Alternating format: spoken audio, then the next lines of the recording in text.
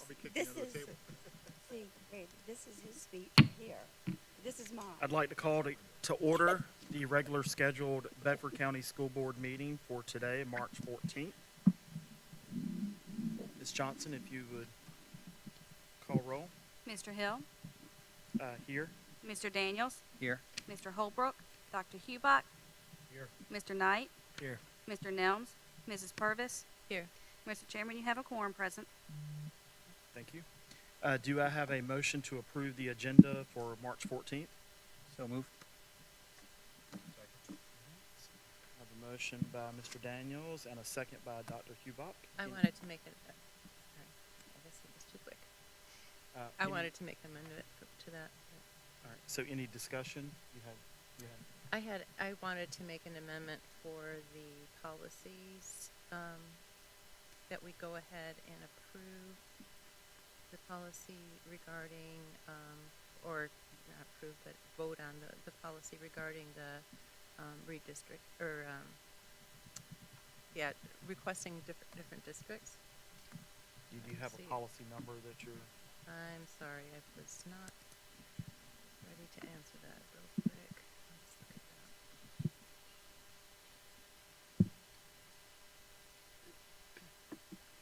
It just says, JHCC.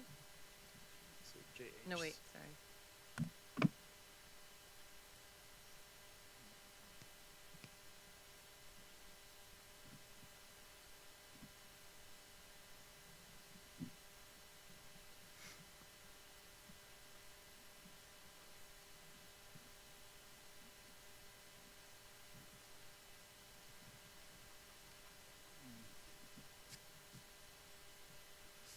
I can't find it for some reason. The one where we can do transfers, is that correct?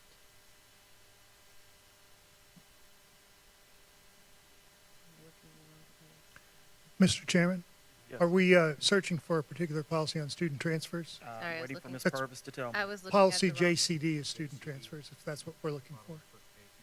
I was looking at the wrong one, yes. I knew it was the JCD one. Okay, so JCD is supposed to be presented tonight as an informational item. You're asking that that be voted on during action? Yes, Okay, so, or during the discussion. so Mr. Daniels, are you willing to withdraw your motion and include that as part of the? Yes. Okay, so Ms. Johnson, how do we need to do that? Do we need to have Mr. Daniels restate the motion to include taking action on JCD during? Either Mr. Daniels can withdraw his motion and Mrs. Purvis can then make a motion to approve an amended agenda, stating again in the motion what she wants to Okay, amend, let's- or Mr. Daniels could do it either way. Okay, so Mr. Daniels, you withdraw your Yes. motion? All right, and Ms. Purvis, would you like to make a motion for the agenda? Yes, please, to take the JCD and make it an action item. Okay. So we have a motion to amend the agenda to include JCD as a action item in policy versus it being a policy update and informational. Do I have a second? Second. Okay, so we have a motion by Mrs. Purvis and a second by Mr. Daniels. Any discussion? All those in favor signify by saying aye. Aye. Any opposed? All right, thank you. Excuse me, Chairman Hill, if I could just remind board members to please speak into your microphones. Yep. Yep. All right, if you will, please stand with me for a presentation of colors, followed by the Pledge of Allegiance.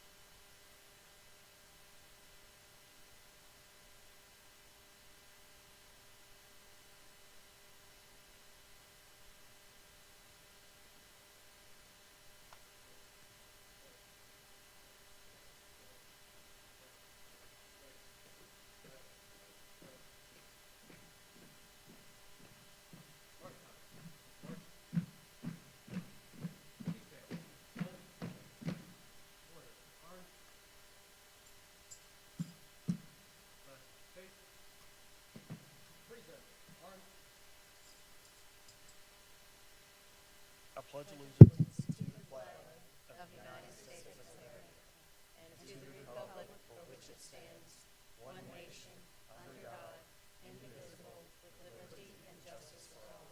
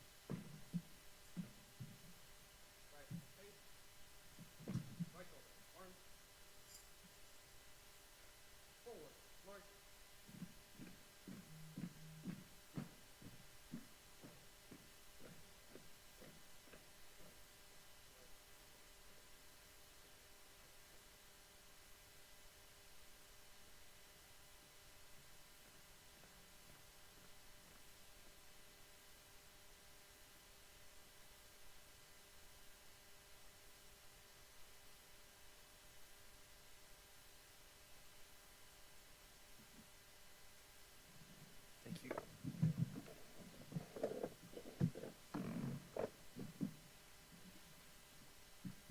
Please join me in a moment of silence.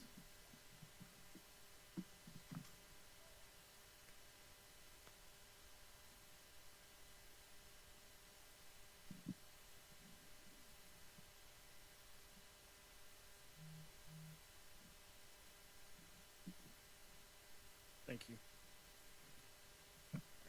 We will go to staff reports, 2.01 school presentations for Forest Elementary and Jefferson Forest High School. Dr. Bergen? Good evening, board members, and to our community that's present with us and those watching online. As is our custom this year, in order to keep the board members and the community informed about the good work and celebrations of our schools as well as their strategic plans, we're very pleased tonight to welcome Mrs. Lori Manley, the principal of Forest Elementary School, and Mr. Brian Wilson, the principal of the host of tonight's meeting, Jefferson Forest High School, and we're going to be leading off with Mrs. Manley. Good afternoon, members of the board. I'm Lori Manley, and I have been principal at Forest Elementary School for 21 years. Thank you for allowing me to share with you why I love this school and why I love the community, the Forest community and the people in it. Our enrollment is currently 365 with 17 classroom teachers. We also share our resource staff with Otter River Elementary School. We want to be a part of building citizens and promoting success in Bedford County. Therefore, Forest Elementary School's vision is to provide the foundation for developing knowledgeable and responsible citizens who will make positive contributions to the community. We have a lot of traditions at Forest Elementary School that allow our students to get involved and to draw large crowds. Parents are very, very involved. 323 breakfasts were served at our annual Breakfast with Santa Claus. This year, 8 students were added to the reading wall. This is a tradition that goes back to 1997. Students who earned 500 AR points from kindergarten to 5th grade get their name on a book on one of the bookshelves on the wall. And there's hundreds there. And what's ironic is that the parents whose children are now like in kindergarten, 1st grade, come back and they find their name on the book that they earned. We collected 900 food items for the Bedford Social Services Food Pantry. We provided Christmas for 10 families and collected $2,397 for the Kids Heart Challenge. And as you can see, we partner with Jefferson Forest High School often. Forest Elementary School shares our athletic facilities with multiple teams and groups throughout the year. Every year, we host students that participate in Teachers for Tomorrow. We have 2 currently this year. And our students get the benefit of being exposed to theater productions, sporting events, and academic programs. We have the best PT ever. They do so much to promote community relations. Last month, 381 parents joined us for our annual Valentine's Day lunch. That is a tradition that goes back 25 years. Other fun family events include movie night, bingo night, and talent show. We have a silent auction. For the past 2 years, PTA's project has been to purchase clear touches for the classrooms. Some of the older students, 4th and 5th grade, have opted to have smart TVs. They're a little bit cheaper, and they don't need the interactiveness quite as much as the little kids, so it's worked out. We currently have 6 clear touch for kindergarten and 1st grade, and 7 smart TVs for 4th and 5th. We still need 6 more clear touch for 3rd and 4th, and 3 more smart TVs for resource staff to finish up that project. And we hope to get the 2nd and 3rd grades done this summer. I especially want to celebrate our academic success. FES is fully accredited. We meet the requirements for the academic achievement and student engagement. As a matter of fact, Forest Elementary School was recognized by the Virginia Board of Education for Highest Achievement Exemplar Award. This award recognizes schools that exceed board requirements and show continuous improvement. I give my staff the credit for this. They are the ones in the classroom that are working hard to make our students successful learners. This is a graph of our SOL pass rate historical data for each of the subjects, and you can see that our scores fluctuate slightly, but basically hover anywhere from 86 to 98% in the subjects. I included this chart as well to let you see that the raw score also meets the requirements. And it goes even higher when you add the growth points and things.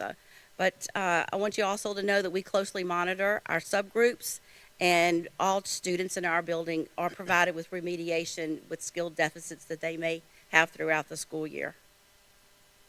Our first goal in our comprehensive plan is math.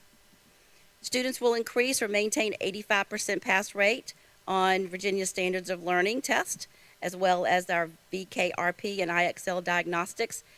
We are making this happen through small groups, repetition, modeling. Teachers are focusing on fact families for math, helping the kids just learn their math facts. Quick checks are provided daily for student feedback, as well as collection of data for teachers. Our second goal is reading instruction. Students will increase or maintain a pass rate of 85% on Standards of Learning tests, PALS, and IXL diagnostics. The primary grades have seen a lot of gain from our beginning readers with the use of daily Heggerty lessons. This is a program that teaches students how to blend and manipulate sounds so their vocabulary and word knowledge is increased. It helps with writing especially. For the upper grades, reading instruction focuses on reading comprehension and analyzing literature. Both of these goals support the Bedford County Strategic Framework for high academic expectations and high quality workforce. Our next goal is climate, school climate. Based on the DCJS 2023 Virginia School Climate and Working Conditions Survey, the overall satisfaction rate of staff will meet or exceed the state standards average in 2024. This goal supports the Bedford County Strategic Framework for safe, supportive learning environment and mutual supportive partnerships. A big part of school climate includes communication. And after the fall PTA County Council meeting where Dr. Bergen shared that he wanted to focus on building better communication, I sent out a survey to our parents to find out, how do you want to receive your information?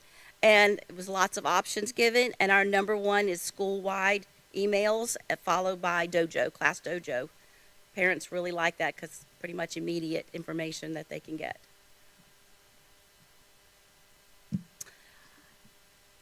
School climate. We are a happy school, It's with a great staff, great students. We like to participate in a lot of activities. We have a big parent volunteer program. Try to do lots of fun things for the students. And as you can see from the presentation here, I am blessed to be there. I know that this is a great school, and I feel it's a privilege to be there.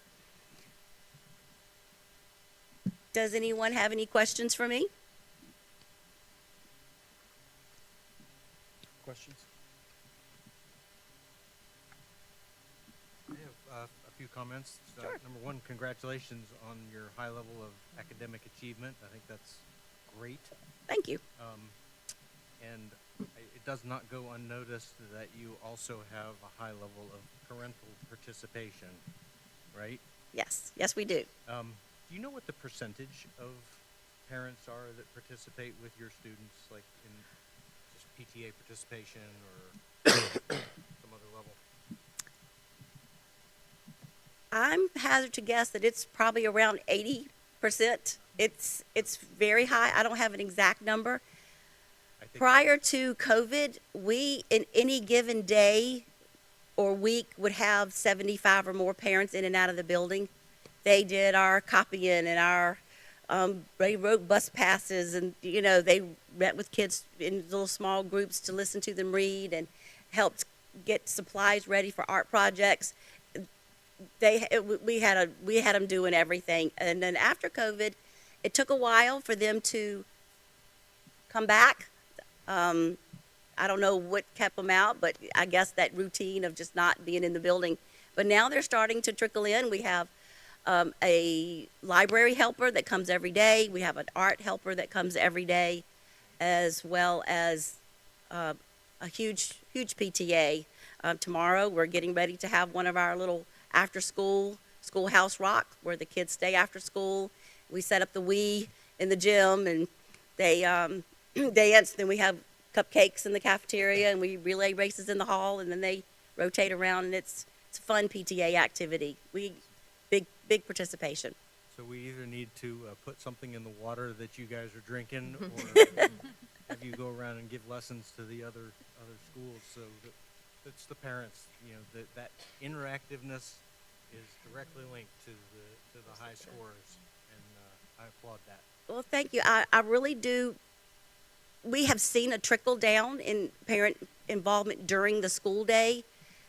Since the economy's changed, a lot of moms went back to work. And so those moms that were able to stay home and could come during the day and do things for us has decreased a lot. And so now we're getting a lot of evening participation, any projects they're willing to do at home, cut out things and bring them back the next day.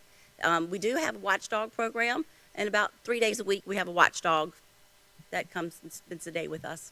They are very enlightened by being at elementary school. Thank you so much. Ms. Manley, for those that don't understand what Watchdog is, can you explain that real quick?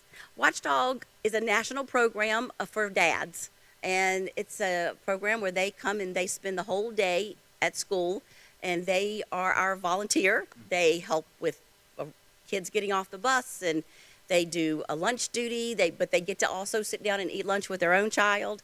They help in the library, they go to PE, they push the swings on the playground, and by the end of the day, they are exhausted. And then they go, I don't know how you do it. And so I think it's been a great program. Do we do that in all the elementary schools? It's a lot. New London has one, Thomas Jefferson has one. Ms. Purvis? Is that what you're asking? Yeah, Other just- schools and other zones also have that watchdog program? I'm not sure how many or Yeah, which I wonder schools. what the participation level is. Okay.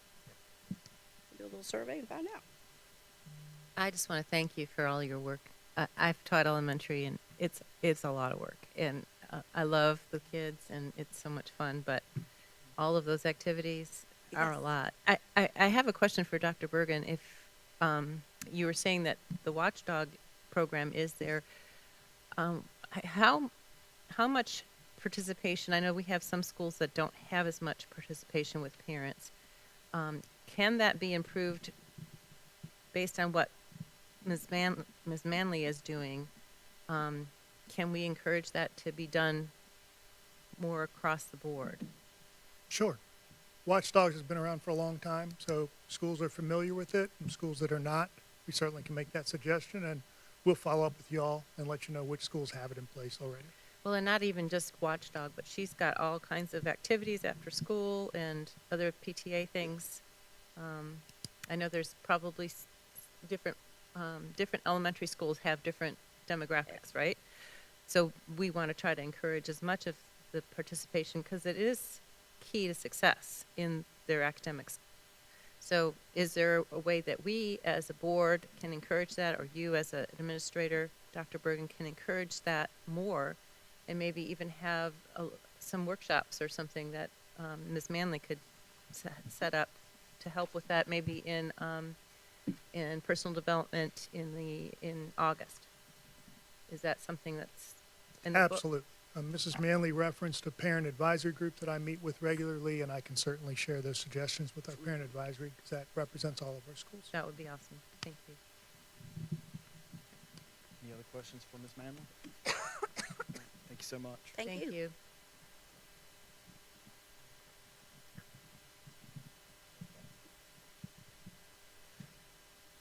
Oh, good afternoon, board, board members. I'm Brian Wilson, the principal here at Jefferson Forest High School, and I'd like to thank Ms. Manley also and all the other elementary folks in the Forest Zone because they get them hooked.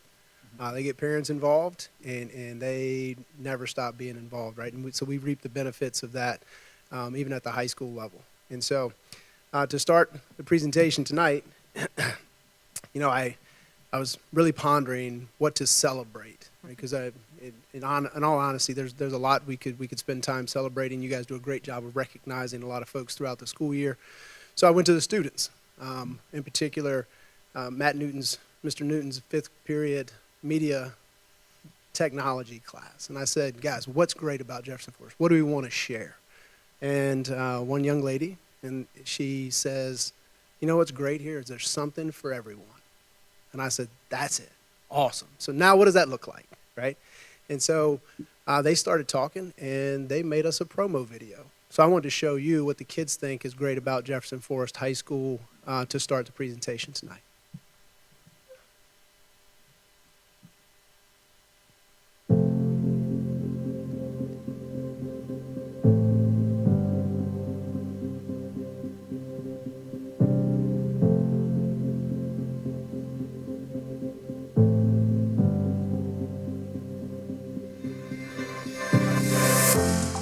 One of the things that I like about JF is all the opportunities that the school has to offer. From athletics to activities and clubs, there are many ways for students to get involved. There really is a place for everyone.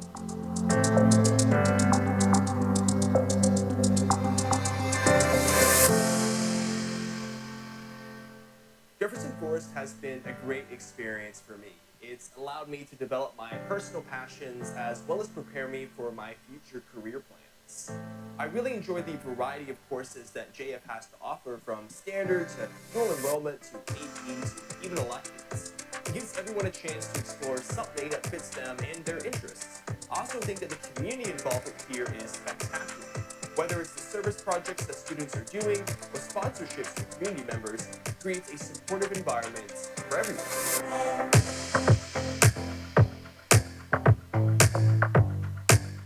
Going to JF has given me the opportunity to succeed, not only academically, but athletically as well.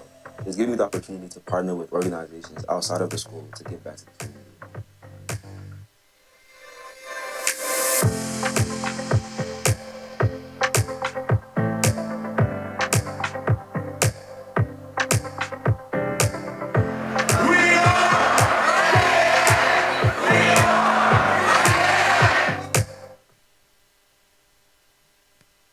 And the last part of that is really, that was my favorite, right? Because it pans back, it shows the community, and what we really want to celebrate about JF is the community. You know, we, over the summer, some of the celebrations I wanted to highlight, we have a dozen kids to 24 kids show up and improve our facilities, paint trash cans to make them look good, pick up trash, paint some of the sheds, the buildings, and all of it was really no cost to the school. They went out and got Lowe's and Sherwin-Williams to donate paint and spray paint. And this is not an isolated thing. This was not Coach Sink who developed our school leadership team of young athletes to come do this. This is a three or four times a year. You know, they have community cleanups in the stadium, and we'll have dozens of parents and dozens of students show up and do this work. And all materials, for the most part, are donated, right? And it really is a community effort to beautify the campus. If you see some of the things around the campus, the kids repainted the logo that's out on the football field that everybody sees when they come. And I think that ownership that kids start to take as they paint locker rooms and paint things and pick up trash and really beautify their campus gives them that sense of pride that they take in their own campus. And so they tend to take care of it more and do the things that are necessary to make it a nice place to be and a great place to go to school. We do have athletics. We have outstanding athletics programs. We have outstanding extracurriculars. And I always, when parents ask me what makes my kid successful, and I said it every welcome speech when kids come in, I say be involved in something else other than academics, right? School is academics, but for kids to really enjoy and develop to be the people that they want to be involved in something else. And here, out of our population, there are over 800 kids involved in something that's not academic, right? Whether that's band or athletics or clubs or what have you, after school participation. About almost half of our staff members do something else other than teach classes, whether it's sponsor or coach or do something. So everybody's really involved in a lot of the things, and the proceeds kind of show it. You know, we did, for the second year in a row, earn the National Guard Cup for activities from the VHSL. Honestly, this year I hope we win the activities and athletic one. And it's been just a extreme lot of effort from the people, the community, coaches, and the students here at Jefferson Forest High School that really celebrate. You know, we do have great teachers, and I had to include some of them here. Not had to, but in the top you can kind of see our lunch ladies. If you haven't had lunch and you want to come by and have lunch here, our lunch is spectacular. We got sandwich lines and salad bars, and they work hard to provide something that kids want to eat and eat on a daily basis and create an environment that's welcoming for all our students during lunchtime. Our teachers provide excellent education. We have a couple that I did want to highlight. Mr. White, who got our National Federation State High School Association Outstanding Theater Educator. And for back-to-back years, we've had the BCPS Teacher of the Year here at Jefferson Forest High School. And I think I wanted to put both of them on there because it really highlights, I think, from the video, the diversity of programming here. You know, one of them is our adaptive teacher, Miss Genevieve Weaver, and the other is T. Fox, who is a CTE teacher here. And both just outstanding and expanding programs in ways that really do involve all the kids here at Jefferson Forest High School. Our vision is to be a leader in the comprehensive program and support of the whole child. So our whole CSIP, our whole continuous school improvement plan revolves around that concept, that academics are at the core, but we are also looking at how we develop those into great young people as they move on and empower them to be great leaders. This graphic you'll see a couple times throughout, and it is a tiered systems of support. I'll tell you, when coming to Jefferson Forest High School, it's a big place, and we wanted to make sure that we had every opportunity to make sure kids were successful. You see in the top left-hand corner, those are where we get our sources, right? From community connections, from parent and family connections. This whole graphic illustrates a group of teams that are led by different people here in the school to make sure that we're intentional in the things that we do and how we intervene and what levels we help and support students and staff. So the first is our community connections team. It aligns with our goal to have give students career-ready opportunities, at least 70 future-focused events throughout the course of the year. And we work through that in a lot of different ways. Our community connections team, and what is really evolved is our students' involvement in these programs. Our community connections team now involves our marketing students in several classes. Mr. Scott Zaring, for those folks, and let everybody know a little secret, the newsletter that comes from Mr. Wilson really comes from our marketing kids. They put out a blank document every week. They gather from teachers, they take requests, they make images, they put it all together in a newsletter. I get to write the little blurb and take somewhat credit, I guess. But Mr. Zaring, their marketing teacher, looks over all that. They market the school. It was a vision a while ago for our kids to really become the PR portion of our school and tell our story in every way we can. And so they've taken great ownership of that, and they do a great job putting that together. Mr. Zaring and his team reach out to community partners. We've established internships, and our counseling department does a great job of getting all those information and having other future-focused events. CTE folks have embraced this opportunity, and through some of those connections, we have internships in several different places throughout the area. We have students that go here. Some of those are building our own, like at Thomas Jefferson Elementary School, our Teachers for Tomorrow. Some of those kids are going and internship at our local elementary schools. We have partnerships through a great partnership from the county with the Office of Economic Development, all the Bedford One tours, and these are all high schools, but our students have gone and participated in all of these this year, and it ranges from 6 students to 30 students, but great opportunities through a partnership from Bedford County Public Schools and the Department of Economics office.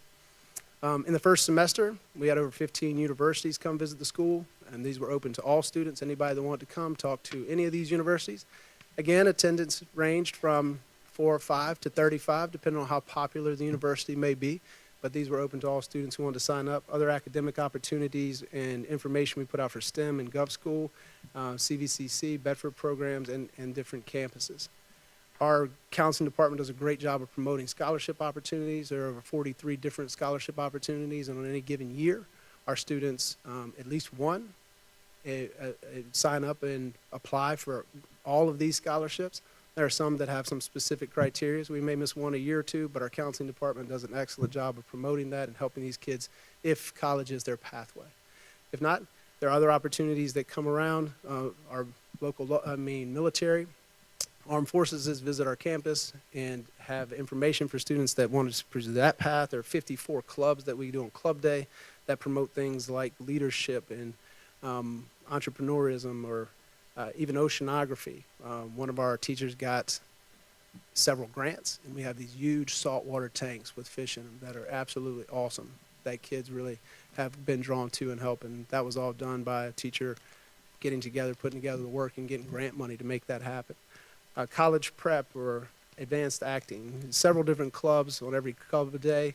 College and career planning through Major Clarity, which has been a great initiative from Bedford County Public Schools to provide that pathway for kids coming from middle school to high school and following them all the way through.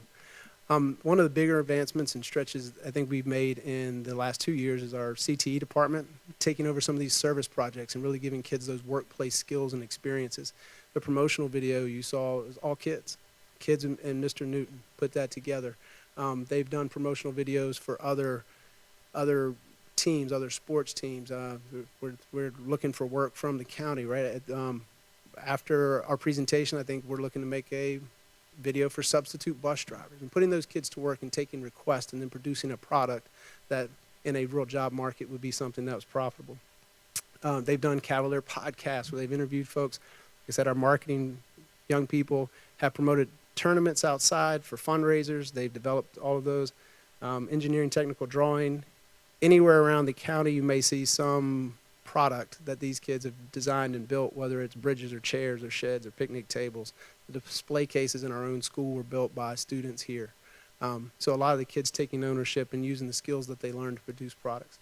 Communication is key at every level. We have a very information-hungry population, and what I've found is if we give them information, we get support, right? And the more we can be proactive with the information we provide, so we try to find every relevant pathway to get people information, whether it's through Canvas pages or email blasts or Instagram, a counseling website, what have you. Which leads to our climate and culture, and I really think that communication piece and support comes with our parent and family connection team. So we intentionally have an administrator and our counseling department chair partner together with other folks and really intentionally put out information for parents and families, because the most important partners we can have are parents and families.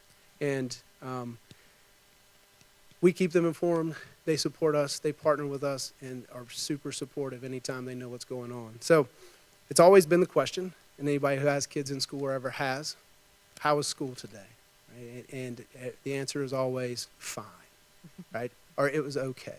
So we really wanted to bridge that gap and show what it looked like inside the school. And one of the ways we've done that is through Instagram. And our Instagram, if you don't follow us, here's your opportunity at WeAreJF. There are usually 3 to 10 posts per day. There have been over 3,500 posts, and we have almost 3,200 followers. And probably a parent quote that was, if I ever want to know what's going on at JF, I check the Instagram and I have things to talk to my kid about. And really facilitating those conversations, if you can come home and know what was going on in your kid's school day and have those genuine conversations, those things lend their support for us in the programs that we have also. We do have the weekly updates and Canvas pages and announcements. Like I spoke to a little bit, our kids are learning those podcast skills. They've interviewed folks all the way from, just people in the building like myself to Dr. Bergen, Miss Virginia, Sheriff Mike Miller's been on the podcast, and kind of humanizing and connecting what those kids look like and see. They call themselves Cavalier Designs for a lot of their promotional things, but kids really taking that initiative. Another big point we wanted to communicate with parents is if there are things going on in theming or we feel like we have experts we can provide opportunities for parents to learn and have a Q&A. We've had parent talks. Parent talks are usually a 10-minute presentation and then a 15 to 20-minute Q&A where parents can actually interact with that expert, and that's set up by a parent-family connection team. And you can see some of the topics that were hot and kind of moving between FAFSA nights and vaping, cybersecurity, or just some of the course registration information we're trying to get out, really trying to open a two-way communication log with parents on some of the topics where we feel it's needed. Back to the tiered systems of support, when we're really looking at after we get the information out and glean the support and partners from the community and from our parents, what are we doing in the building to really help students? And you can see on the left side is an academic track where we're looking at teacher differentiation, collaboration, and all the way up to an academic intervention team for those students who are still not successful with the first two levels. On the right side is a behavioral support system where we're looking at how our teachers are coaching students and how our counselors and admin are coaching teachers, and all the way to our top tier where we're looking at our student support services and those students that need to be successful. Really trying to develop safety nets for everybody so nobody falls through the cracks. A little bit of discipline data. When we look at discipline from 2017 to current, 2021 was a gift, right? Nobody had discipline, but everybody also saw that spike. The two lines on the timeline that we put in, that ATS is our alternative to suspension program. That was implemented in that year. And then the next is when we fully implemented our IDS program, which is our intervention design specialist. And I think what you can see is even after we had that bounce back from COVID, where we had over about 600 and some discipline referrals, the decline has been steady ever since we've been able to provide those different levels of intervention. And the bottom line, I think, is really powerful because while it doesn't look as significant, if you look 2017, that was 115 out-of-school suspensions, right? We had 115 kids that we put out of school. This year so far, we've had 9. We've had 9 kids that had to be, out of school for a day or more.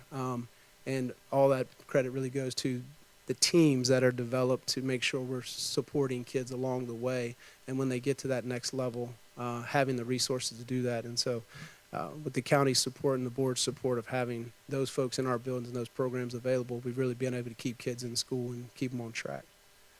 Accreditation, Jefferson Forest High School is fully accredited. It's been fully accredited for many years now, and we want to continue to build on that success, maintaining or exceeding the present goals, and also making sure if we have any gap groups that are not there, that we're moving in that direction. This is just a little timeline for some of that academic achievement. I left out the years that the VDOE kind of waived accreditation, but from 18-19 to this year, our accreditations are between 88 and 95% pass rates for English and math. We do that through a very, very level of supports, whether it's remediation in class or English labs, where our teachers use their duty periods to push in or pull out for small groups, supporting Tier 1 instruction, co-taught plans, BCPS writing plan implementation where kids are writing. And really what has become a core for us is our PLC collaboration, which is a professional learning community. And to make it really easy, PLCs are just teachers talking about teachers. They're helping each other and collaborating and seeing what works for them. So I mentioned earlier that academic support or intervention team. And so those folks meet regularly to discuss those kids that are not being successful academically and put interventions in place and kind of create a prescriptive plan for students who are struggling academically, whether it's coming to after school remediation or Saturday school remediation, or setting them up, maybe making schedule changes where they have a more supportive classroom environment. The CIP has given us a lot of a wealth of data. The instructional team for Bedford County has done a great job of giving us a lot of tools and information. Our benchmark scores, I think benchmarks in this fashion were relatively new in a high school environment, kind of looking at common data across the division, and they continue to improve. We're completing our Q3 benchmarks this week, and I can kind of expect to see continued growth in that capacity. I think for a long time, our kids were given what was called a student growth assessment, and it wasn't necessarily taking with maybe the seriousness that these are. And so it is a change in culture to really have this kind of common assessment at a high school level. But I think we're getting the hang of it, and we'll continue to see those scores improve and show benefits on the end of course test. Innovation and collaboration. This has been an area of growth for us as we continue to look at how our community, how we use those PLCs, those communities where teachers collaborate together to empower all kids to really get at those 5 C's. I really think the DOE got it right when they talked about we need to go beyond the standards and really talk about the skills students are leaving with from high school. And so beyond the academics, we really want to focus on those skills and make sure kids leave us being able to collaborate, critically think, communicate. And so we had real genuine discussions about what do we want to guarantee kids can know when they leave Jefferson Forest High School. Not having a 400 on the SOL. The SOL is kind of the bottom, and we're trying to shoot for the top, right? So we don't want them to have a 400. We want them to leave with some skills. So each one of our departments said what is essential and what is guaranteed, what we're going to make sure kids know when they leave are the skills they need. So we started with 4 simple questions. What do we want them to know? How are we going to know if they know it? What are we going to do if they don't know it? And what are we going to do if they do know it? Right? How do we move forward and keep on pushing forward? So using those 4 simple questions, our folks come up with some what we call macro goals. These things are beyond the standards. These are skills that kids should learn in every content area that are applicable across content areas and in life. So math, no matter what level of math you're in, being able to solve equations and break it into simple steps and use those processes, whether it's Algebra 1 or calculus, those are all applicable. In our conversations in English, about context clues and thesis statements. And no matter what level you read on, but if you can efficiently use context clues, you can apply that to your professional career moving forward. Interpreting graphs, and you can kind of see social studies is one of my favorite because they said we're going to make sure kids know primary and secondary sources. And in a world of misinformation, if you can guarantee kids are going to come out of high school and know what a primary source is and know where to find the truth, that's pretty empowering. PE is the 5 components of fitness. Our CTE folks continue to collaborate on projects that are around and so on. One of the other powerful things, I think our counselors started to partner with the physical education department and go in and use their expertise and help kids talk about coping skills and breathing techniques and how to self-regulate and what can they do when they're feeling stressed and really help them manage. So going about kind of beyond the standards and looking at what are those big skills, and our teachers really lean on each other. It is the best PD is the teacher down the hall. They spend a lot of time talking. We meet in a structured format. I go to every department meeting once a month. They really talk about what works, what doesn't work, how they get better, and really push each other to be better and help each other work through those. And it's good for our kids, and hopefully they walk away with those skills that we want them to have. Questions, comments? Mr. Young? So I have 3 kids at JF right now. Everyone from AP to my one son with special needs. And their experience has been great. And as a parent, I can tell you that their experience has been great, and my experience has been great. So it's kudos to you and kudos to the team there. You definitely involve parents every step of the way. If you want to be engaged as a parent, you have every opportunity to be engaged as a parent there. So I thank you for that. You brought up the lunch, and I can tell you from my son's experience, I didn't realize he was eating breakfast there every day because he eats breakfast at home too, and so he's eating lots of meals. He would eat 6 meals a day at JF if he could. So if he's full and he's happy, he's able to learn. So I think that's a good thing. I love the macro goals that you set. I think we've talked a lot about results as a board and saying we want to have a Bedford County standard of where we want to be, not just the SOL. So you guys are doing that and implementing that, and it's a total team effort saying what can we do, how can we get better. I love that. I think that's great. I did have one question on benchmark. It's not really Yes, sir. it's not really a crazy question, but maybe it is. But it shows pass rate for quarter 1 and then quarter 2 and then quarter 3. are all of the students that are in like Algebra 1, Part 1, are they taking that, is that a separate test every time, or is if you passed it, you don't take it the next quarter? No, everybody takes it every time. Everybody And I'll tell you, some of we had some transition in staff from Q1 to Q2, and so there was some impact there. But everybody takes it every time. Okay. Yes, sir. All right, thank you. I'm very big on best practices, and it sounds like you're incorporating them within the school. So I apologize, or I applaud you for that. That's awesome. Thank you. And that is actually something I would love to see district-wise as well as state-wise, like trying to find other schools that are getting it right and then implementing some of that. So you're doing it on a micro level within the school, and that's awesome. I also wondered if I love the PR media that you have. That's fantastic. Dr. Bergen, do we have that in the other 2 high schools? Because I'm not aware. Do we have anything like that in the other high schools? The multimedia web tech class is offered across the county, and that's where some of it's coming from. It's just more of the direction they've chosen to take the program, and how they've chosen to kind of utilize it and build upon it. And like a lot of the equipment that they've gotten, Mr. Newton applied for grants and really kind of stepped up. So having that teacher that has a knowledge base for that and had a vision, and then us just administratively, makes it really awesome when you have good people. Because I just support we talk about the vision and then I support what they have going on, and the kids do great work. So courses offered across the county, it's just how they've chosen to kind of implement. Well, I love the fact that you're doing that, because I know some of the issues we've had, especially since COVID, is lack of attendance. And when you have pride in your school and you have, you feel like you belong somewhere, that makes you come more often. And just having a feeling of family or a feeling of belonging is really important. So I would love to see that, again, best practices, taking that across the board and sharing those ideas with the other groups that are working in Liberty and in Stanton River to build pride in their schools. That would be awesome. You guys come by and visit whenever you want. I'm sure we'd be happy to show you around, and I'll buy you a sandwich. They're pretty cheap, but they're good. Thank you. Yeah.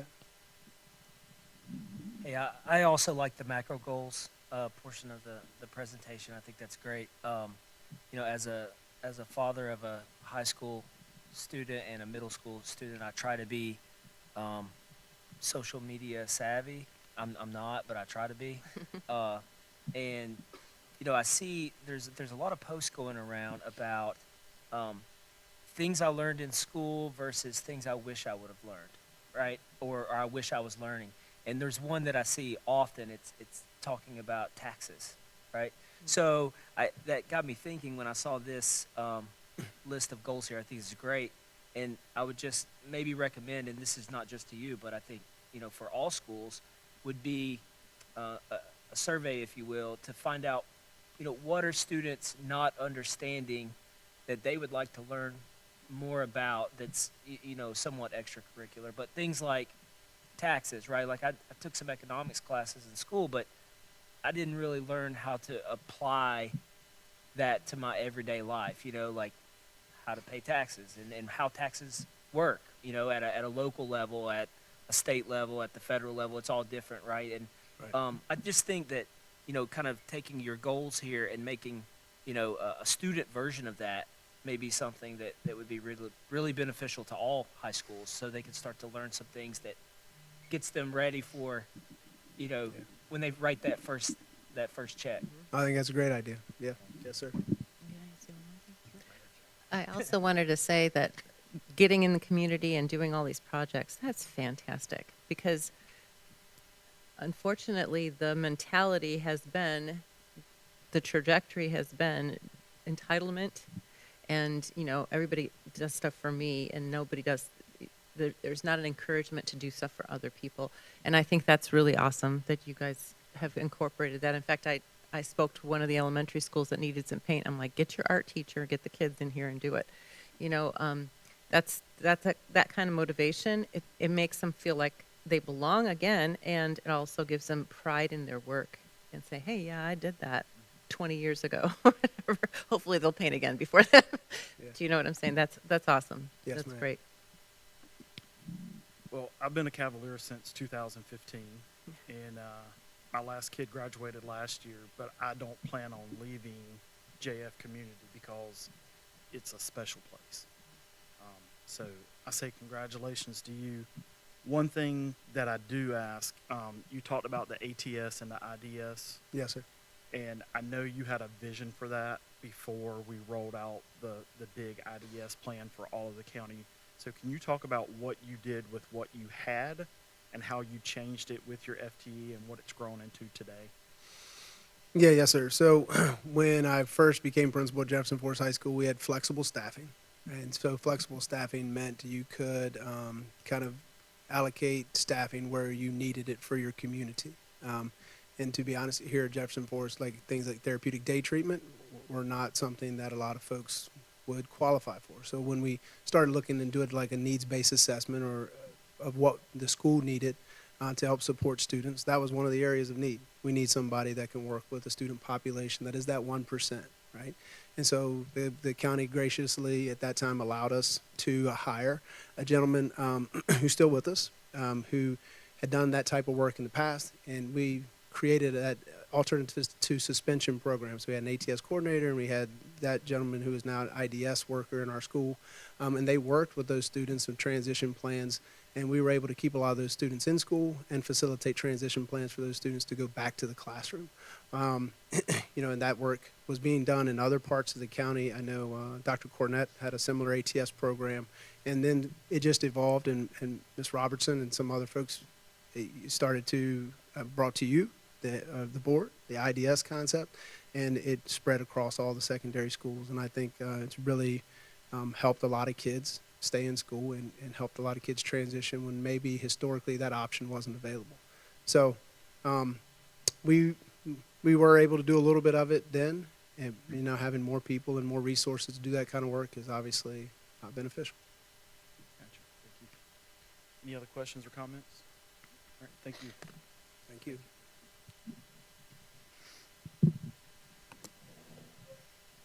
All right, so Dr. Bergen, we have 8 minutes before we move into recognition. How long do we need for the Carl Perkins grant to be taught? Mr. Haas, can we accomplish that in 8 minutes? Okay. Yep. So I'm going to invite Mr. Haas to come forward. Mr. Haas is our supervisor of CTE, and he's going to be presenting information tonight regarding our 24-25 Carl Perkins grant application. These are funds that support our career and technical programming for students in grades 5 through 12. Trevor. Yes, sir. Thank you. Good evening, board members. The 2024-25 Perkins grant application is being presented for information. As outlined in the application, funds associated with the grant, as Dr. Bergen said, will help students grades 5 through 12 in CTE classes, and those funds purchase equipment and other supplies needed to grow our CTE programs. I wanted to make one highlight for you all. It's on page 25. That is the performance assessment. For the first time since 2016, Bedford County Public Schools met all state standards on this report. We've done a great job over the years. Over the last several years, we've come up just short on one of them, which you will see on 4S1, which is non-traditional program concentration. Non-traditional student is identified as a gender that makes up 25% or less of a pathway. So an example would be a female student in agriculture, a female student in HVAC, male student in nursing. And the state wants 28.75% of all CTE completers to be non-traditional. And last year's graduating class came in at 32.88. So that was the one missing piece over the last couple of years. So Bedford County Public Schools met all state standards this last graduating class. So just wanted to highlight that and bring that to your attention. And then open it up for questions if you have any. Questions? So can you explain that a little bit more, what you just said about the gender differences? Yes, and ma'am. stuff? So how do you evaluate who actually gets in the program and who doesn't? Is it based on gender? It's based on graduating class. So if a student, say a female student, is in Auto Tech 1 and 2, and they pass that and they become a CTE completer within those two classes, that student is identified by the counseling team at the school as a non-traditional student for that career pathway. And so we came in at 32.88% of all CTE completers were non-traditional students.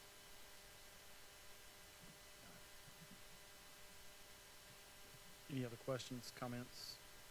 I do have one. Yes, sir. So with this grant, are there any strings attached? So what are the requirements for us?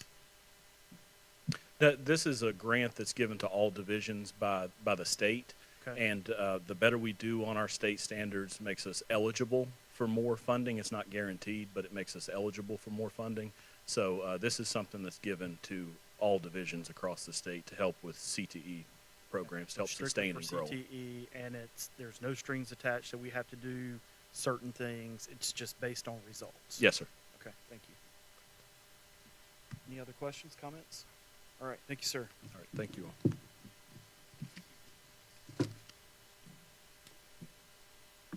You ready?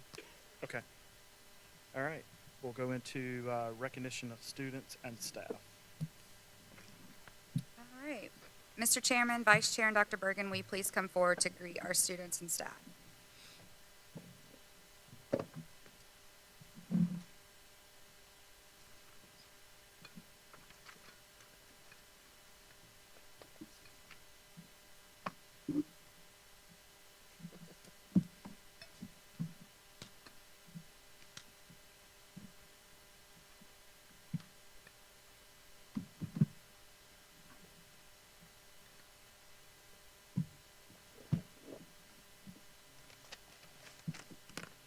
All right, we've got some big groups here tonight, so if everybody could, when I'm calling their names, let's please wait till everyone's on stage for applause so we can hear everybody. Our first group of students and staff are here to celebrate how fast they can get here. The Jefferson Forest High School indoor track team recently competed in the VHSL indoor track state competition, and they ran away with achievements. Mober Nakor and Emily Lux both earned state titles, and the boys' indoor team overall were state runners-up. Like I said, please hold your applause to the end as we take the time to congratulate each athlete. Emily Lux was the state champion in the pole vault. You guys can go ahead and stand up to start walking across.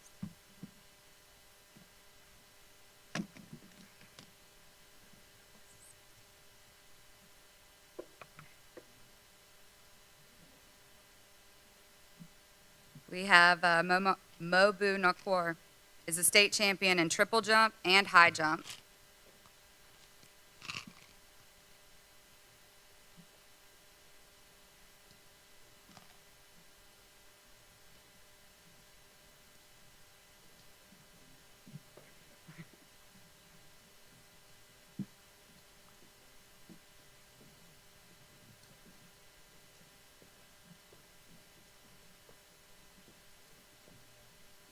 And the rest of the team is, we have Solomon Alexis, Luke Gaylor, Caden Janey, Andrew Johnson, Alex Jordan, Jaron Lee, Luke Lindenar, Nate Pyle, Macon Smith, Samuel Thane, and Damon Williams.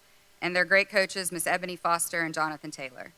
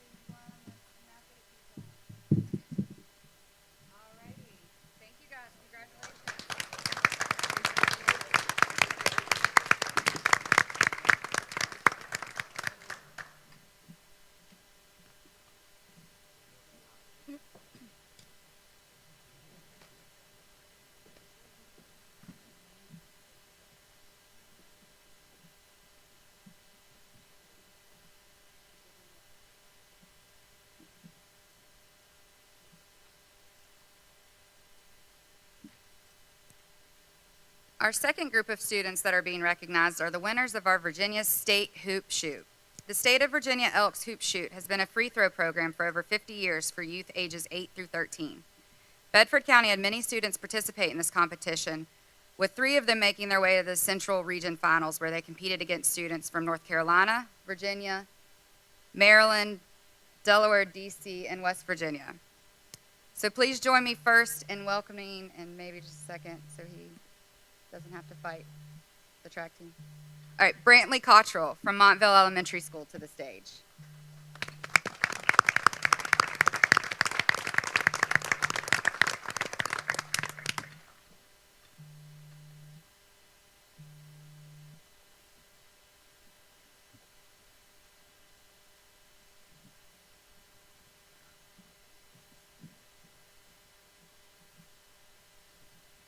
And also tonight we have Ty Willard, the regional winner from Bedford Elementary School. He will move on to the national championship in April.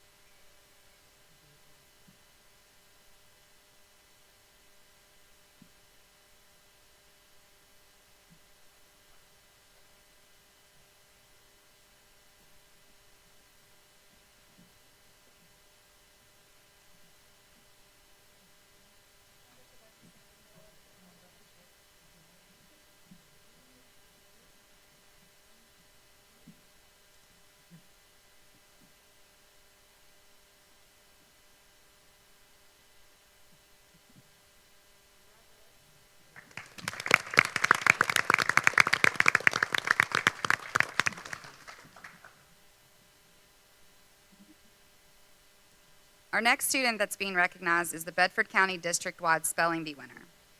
Tammy Akatiakorn from New London Academy stole the show when she won with, and I will probably butcher this, but I'll try my best,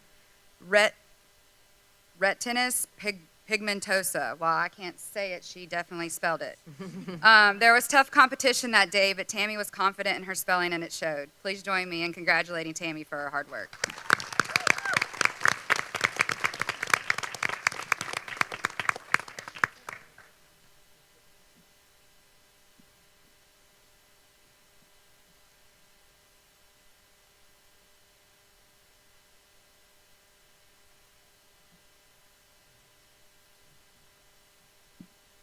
Congratulations and good luck at regionals. Our next recognition is a group of students who showed they are out of this world. The Forest Middle School competed in the NASA aerial drone competition for the first time and took it by storm. Out of 31 teams of middle and high school students, 7 Forest Middle School teams made it to the playoffs. 4 moved to semifinals, and 1 team went to the finals. While the scores were very close, the Forest Middle School Team Alliance won the entire competition. Please welcome the students and staff of Forest Middle School aerial drone competition team.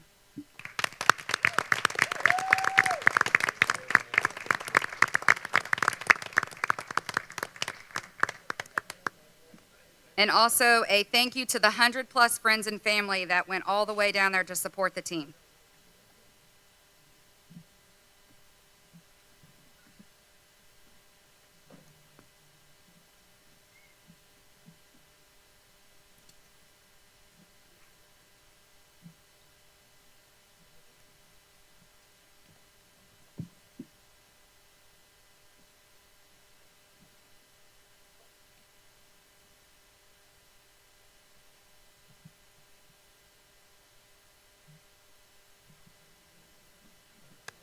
Thank you.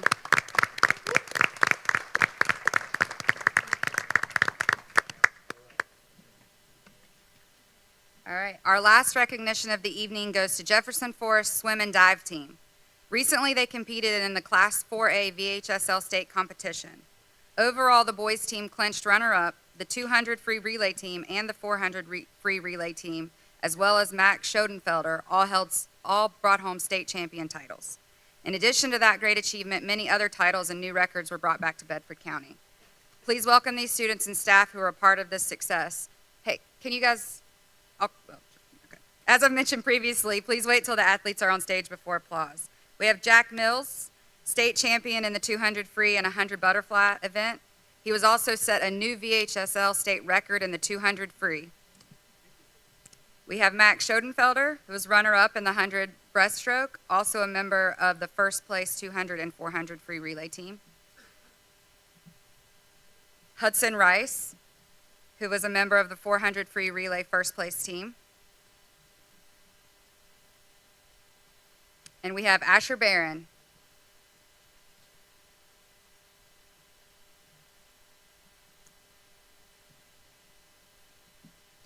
And we have their coaches, Miss Sandy Lotz and Amanda Mason.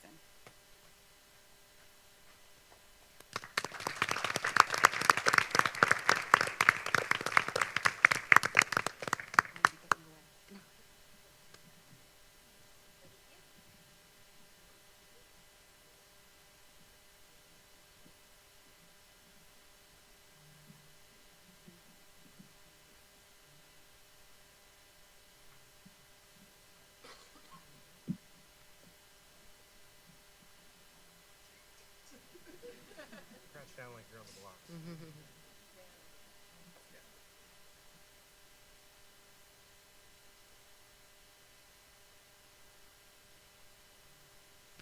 Congratulations. Mr. Chairman, that concludes student recognition.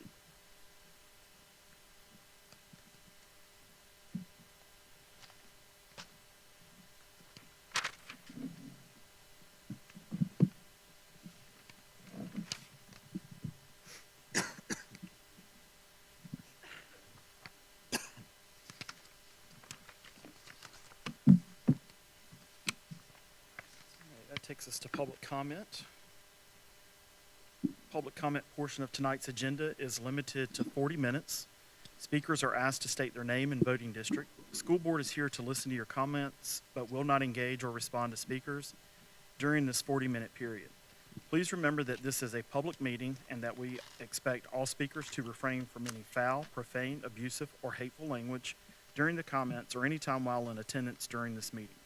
We also ask that speakers keep their remarks objective and about the school in nature. Please keep all comments limited to matters related to the public schools, and any comments that are harassing or amount to a personal attack against any identifiable individual, whether board member or staff or student, or having the potential to cause unnecessary delay or disruption to this meeting are prohibited. This is a public meeting for public matters. If a speaker is not present when their name is called, we will proceed with the next name on the list. An individual who has not signed up to speak may not substitute for that time slot. Individuals will have 4 minutes to address the board. An alarm will sound when an individual has 30 seconds remaining, and a second alarm will sound when the allotted 4 minutes have expired. When this second alarm sounds, please discontinue speaking and allow the next person in line to come to the podium. Should you be unable to finish your comments, please send or give them to Ms. Johnson, and she will give them to board members. Please do not adjust the microphone at the podium as it has been positioned for optimum audio quality. Now, I apologize to the first person, Ella Wackel.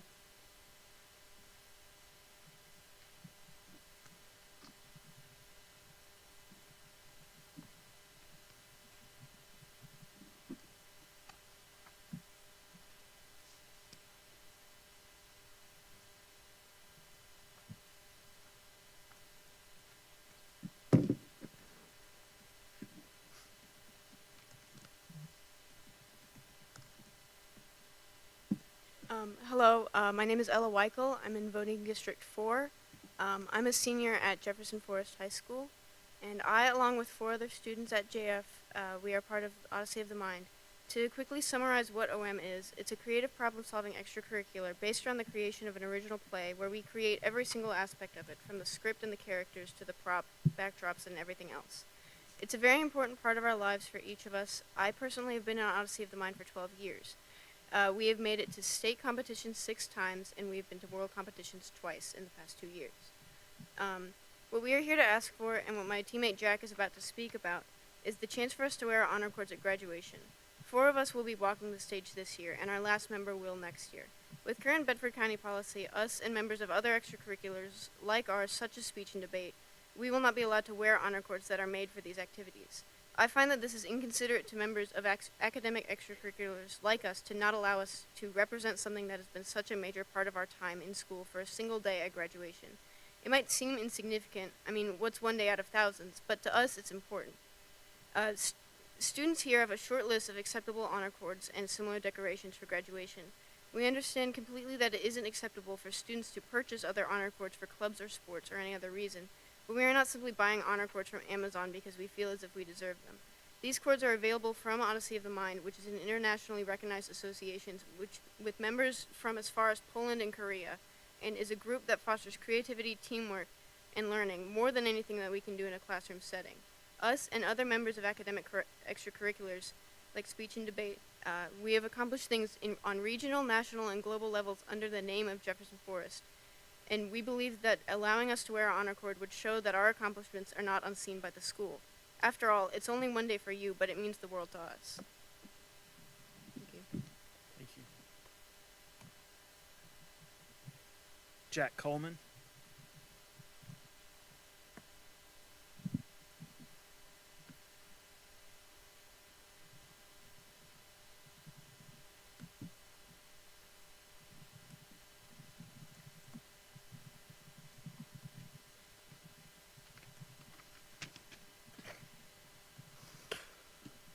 My name is Jack Coleman, and I am also in Voting District 4.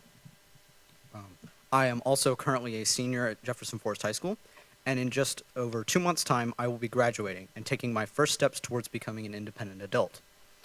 The graduation ceremony in May is meant to be the culmination of all of mine and my classmates' accomplishments, and yet very little of our accomplishments will actually be represented. Honor cords worn by graduates are meant to display our achievements, but there are only 18 allowed honor cords. I do not believe that a mere 18 honor cords can represent the achievements of a class containing upwards of 350 students. This small list of honor cords includes many important honor societies and GPA-related achievements, but omits one of the most important pieces of high school curriculum, extracurriculars. Let me give some examples. Forensics and debate is a popular activity at Jefferson Forest, which offers honor cords to recognize student accomplishments. Students at Jefferson Forest are also invited to participate in National History Day, and students who reach the state level of competition are able to obtain an honor cord for use at graduation. Neither of these examples of honor cords are allowed at graduation. In fact, no extracurricular honor cords are allowed to be worn at the graduation ceremony, regardless of how academic the activity is. This restriction on extracurricular honor cords goes directly against the profile of a Virginia graduate, which was issued by the State Department of Education in 2016, which gives due consideration to critical thinking, creative thinking, collaboration, communication, and citizenship. All of these ideas are addressed by extracurricular activities. None of these skills can be taught in a 50-minute lecture in a classroom. They must be honed and practiced outside of the classroom, which is endorsed and enhanced by academic extracurriculars. And yet there is no recognition given to the students who choose to step out of their comfort zone and into an activity that may require these skills. I see no good reason to continue this practice of a restrictive set of honor cords. We should be honoring our students' wide array of achievements, and not just what kinds of classes they took or the GPA they had at the end of their high school career. So, with all of this in mind, I implore the board to encourage the administration to revisit, revise, and update their policies regarding graduation honor cords. Thank you. Thank you, Jack. Joshua Birch.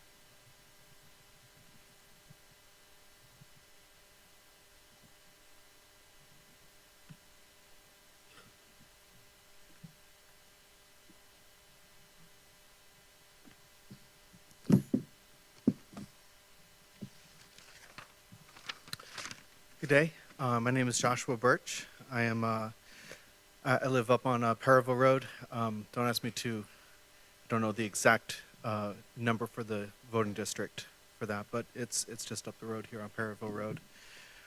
I work as a cybersecurity engineer. I'm also a volunteer as a family pastor for my church. I want to give something that will hopefully bless you and the community here. That just to give some wisdom as you are leading and as you are making decisions. And I feel that wisdom comes from history. So I would like to take some time to share some of the history of our nation, and specifically history of public school or public education in our nation. This is from American History, the Beginning, by Tim and David Barton. It's just a history textbook, but it has in it things that I feel would be beneficial. So I'll start here. Many children were taught in their homes, and in 1642, the General Court of Massachusetts, that is the legislature, expanded education by enacting the first public education law in the nation. It required that all children, both boys and girls, receive an education and be taught the principles of religion. That law also stated public or by also started public or by what they called at that time common schools. 5 years later, in 1647, a law affirmed that a general education was necessary because it was of one chief project, and this is a quote, of one chief project of the old deluder Satan to keep men from knowledge of the scripture. That is, Satan wanted to keep people from being able to read, and thus from reading the Bible. But in Massachusetts, Massachusetts was not going to let this happen. That education law became known as the Old Deluder Satan Act. Subsequent American literacy laws similarly stressed the importance of citizens knowing the scriptures, such as in 1690, Connecticut law, which declared, and this is what the law states, the legislature, observing that there are many persons unable to read the English tongue and thereby incapable to read the holy word of God or good laws of this colony, it is ordered that all parents and masters shall cause their respective children and servants, as they are capable, to be taught to read distinctively the English tongue. So the purpose of these laws, so the original purpose of public education in America was essentially to teach people to read so that they could read the Bible. And they believed that in teaching people to read the Bible, they would have people enact laws that were good and fair and honest and just for society. So I'll close with that. Thank you.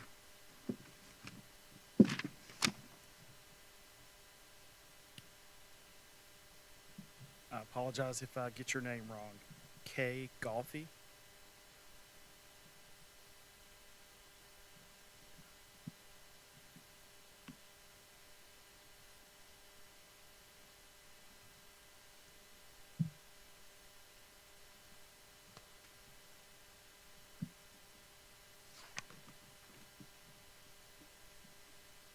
Hello, thank you for giving me the opportunity to speak with you today. I am Kai Goffey in District 4, a senior at Jefferson Forest High School. Today I'm here to discuss graduation.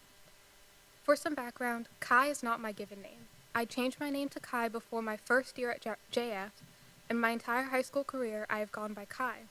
Every one of my teachers, friends, and family knows me as Kai and has supported my decision to change my name. But for circumstances beyond my control, I cannot legally change my name until after graduation. I have been a dedicated student to this school for 3 years. I run our Key Club, am an honor student on the Youth Philanthropy Committee, and an active member of this community. I have felt supported by the teachers and staff at this school for years. I've been looking forward to receiving my diploma and going to my graduation ceremony. But I have been told recently that the administration is unable to announce my chosen name at graduation, instead being forced to use my former name due to a county policy. I'm here tonight to ask that this policy be amended to allow for all students to go by a preferred name in school ceremonies. This could be done through a form submitted to the senior sponsor and/or admin. Students would be able to fill out a form and have it signed by parents to allow them to go by a different name in all school events and ceremonies. With parental approval, this change would be within all rules and laws regarding student name changes. This policy would allow all students to be able to go by their chosen name, even if it does not match their legal name. While I am the student here tonight talking to you, there are countless other students facing the same issue. This is an issue that is affecting the lives of many students, and this simple change will improve their learning experience and mental health. So please consider changing this policy for the betterment of all Bedford County students. I thank you for your time and hope you consider this change to make all students feel safe, accepted, and recognized in our community. Thank you. William Dupere.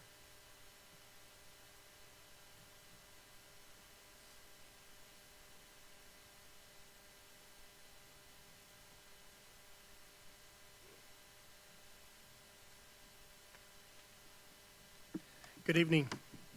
My name is William Dupere. I live in District 5. I'm a recent transplant from the state of Florida, where I spent 40 years in education, in both public 26 years and private 14 years. I recently saw where you have a new profile being made for the superintendent's job, which will be opening in June. I am asking, because I've followed Department of Education through Virginia, to process my name into a pool, but that is not probable at this point because I'm a recent transplant. There are 4 options in which a person can be selected to interview and go through the process. And I do qualify for option 4. And option 4 request that you, the school board, make a request for recommendation for my name to be placed in the pool. So I am coming to you tonight to make that official request. I have sent you in the last 2 weeks my email with my attachments, the cover letter to my application to the Department of Education, and also a cover letter explaining option 4, and also a resume that goes over the last 40 years of my career.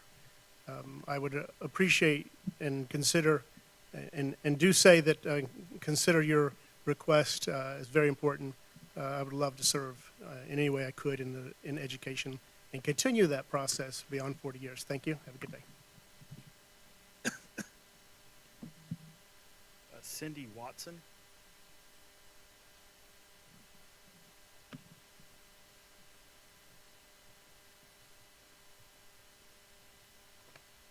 Hello, my name is Cindy Watson. I'm a teacher over at Forest Middle School, and my main objective this evening is just to say thank you.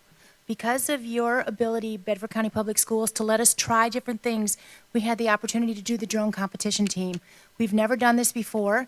We had over 40 students express interest, even more that wanted, but we cut it off at 40. We ended up taking 31 kids to NASA Langley. It was amazing. It was a sea of red, and all you saw was Forest shirts everywhere.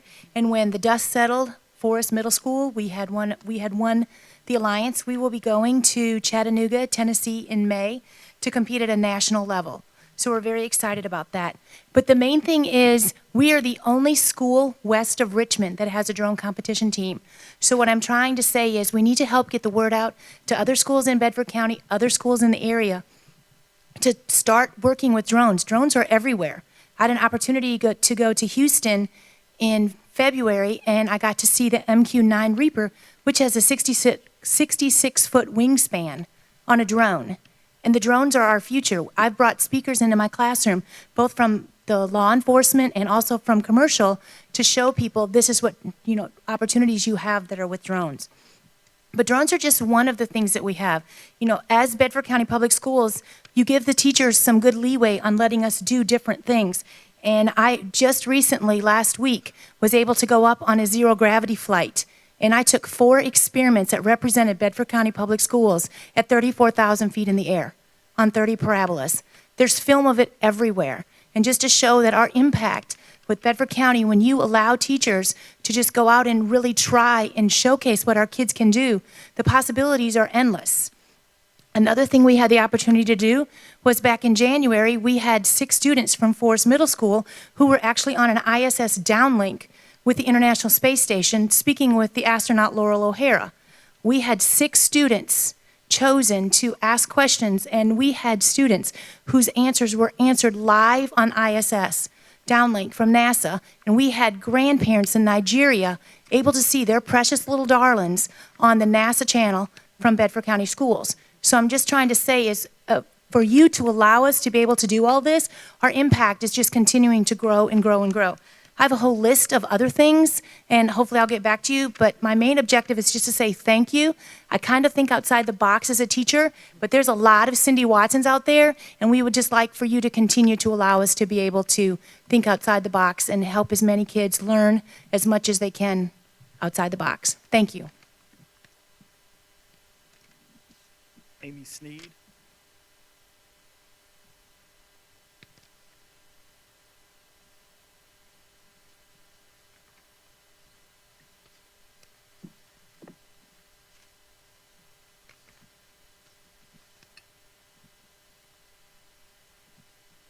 Good evening, Amy Sneed, District 7. During last month's school board meeting, Bedford County's membership to the Virginia School Board Association was discussed, and I know the taxpayers of Bedford County appreciate the board's examination of the financial savings of not participating with the VSBA. But as elected officials, we not only ask you to be good stewards of our tax dollars, but also to represent the values of our county. I know each of you attend training sessions with the VSBA as part of your role as school board members, so you are familiar with the goals and values of the VSBA, but there are a few things that I wanted to share with you and with the public that I would ask you to factor into your decision. From the VSBA's website, their 2024 legislative priorities are in line with many of those in Bedford County, such as a focus on school safety, employee shortages, and funding for infrastructure. In personally attending the Senate Education Committee meeting in January in Richmond, I was struck with the bills that the VSBA opposed. So just from that committee meeting, and for the sake of time, I'll draw your attention to 4 bills that the Virginia School Board Association opposed. That day, they were represented by Ms. Stacey Haney. The first was Senate Bill 588, a school choice education savings account, which would help parents use their own tax dollars to fund the education that they believe is best for their children. Ms. Haney said, quote, "We have a longstanding opposition to these voucher programs and education savings accounts." Speaking for the VSBA, she also spoke against SB 533, which was entitled Educational Excellence for All, which would also expand the financial opportunities for families who are at 300% of the poverty level. And this bill sought to provide just a portion of one's own tax dollars back to the individual family in order to be able to use for their own educational purposes. The local public schools would still receive a portion of the funding as well. In spite of testimonies from people of all backgrounds sharing how this would enhance educational opportunities for students all across the Commonwealth, the Virginia School Board Association opposed it. SB 380 was proposed to allow school boards to create policies where the per pupil funding could be used to develop workplace apprenticeships for vocational positions. So for our CTE students, and I know Bedford County does some of these things already, they could be paired with a community business to develop and hone the skills they're learning and help secure their employment post-graduation. The Virginia School Board Association opposed that bill. The Foster Child Scholarship Program, which was SB 421, would have helped the nearly 5,000 children in Virginia who are currently in foster care be able to choose a school that best suits their current situation. We do have some of these policies available currently in Bedford County, but they are not available statewide. So if you are a foster parent and your biological children attend a different school than the child that you're fostering, you can transfer that student to the school that you feel is deemed best. The Virginia School Board Association opposed that bill.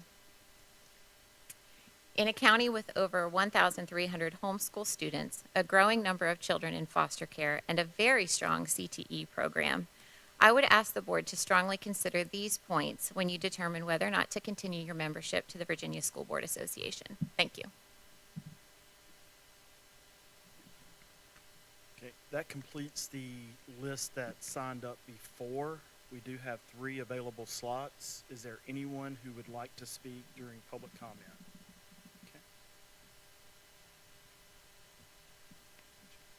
Hey, sorry, I got a confirmation that I was signed up, so. You are on the public hearing side. Oh! Yeah, so, and let me explain that. So, Please, and I sorry. appreciate you bringing that up. So this is public comment, which is normal public comment time for our regular scheduled school board meeting. in addition to that, after the public comment time is finished, we will also do a session for public hearing regarding the options that we have put out for possible. Then I'll sit down to Okay. give somebody else. No an problem. opportunity. Thank you. So with explaining those two, public comment versus public hearing, if you got a confirmation that you are signed up for public hearing, we have that. But this is for public comment, just for regular scheduled comment time for school board. Is there anyone who wants to speak for that? Okay.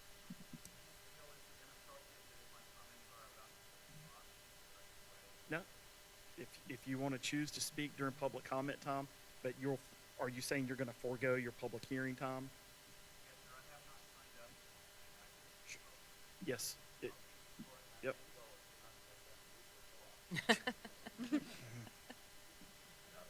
Pacemaker. Hi. Thank you. My name is Jim Fitch, and I teach 7th and 8th graders here in Forest. And I came, speaking of the options, came to ask you to choose no, or at least to delay any option that would restructure the grade levels. I was at the town hall earlier this month, and I feel like your board, our board, rightfully looks at budget line items and tries to attach those to a connectivity with student learning. And I applaud that. And so for me, a disconnect is I don't feel like the proposed grade level changes, specifically the 5th and the 8th grade, are tied to student learning. I don't think that it's intended to address student learning, and in fact, I think it's intended to address a logistical issue, and so I find a bit of a disconnect there.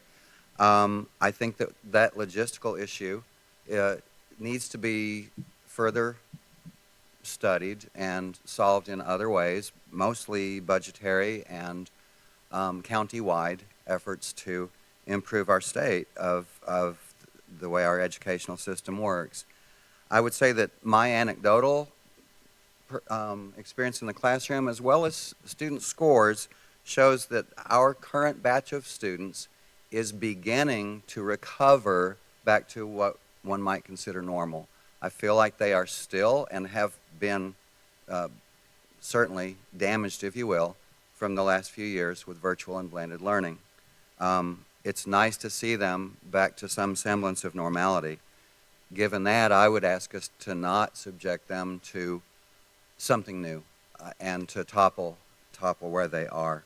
I believe that our 8th grade students at Forest Middle benefit from having traveled through the 7th grade and gone through the behavioral issues that some of them will have, and they come through the 8th grade, and we can help to shape them and form them into high school years. Many of their classes in our 8th grade year are high school credits, and based on that, I feel like we prepare them well to go to JF. I fear the contrary. If we move them after their 7th grade year and we put them in some semblance of an isolated experience at the high school, they will lose out on that. And I do think that that will contribute to any damage, if you will, and I use damage in quotation marks, but any damage that they have already endured as a result of forces outside our own. Ad-libbing, I will say I think Bedford County did a phenomenal job of addressing how we needed to do school during that blended and virtual year. But nonetheless, it's impacted our kiddos. Thank you for listening. I'm done. We have 2 more slots. Anyone?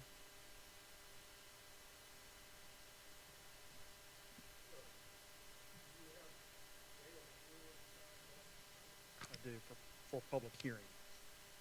Yes. Yes, sir. Will do. All right.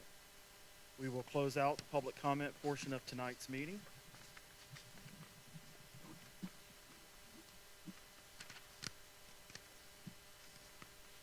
All right.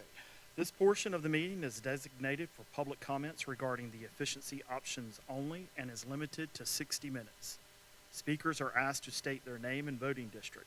The school board is here to listen to your comments, but will not engage or respond to speakers during the 60-minute period.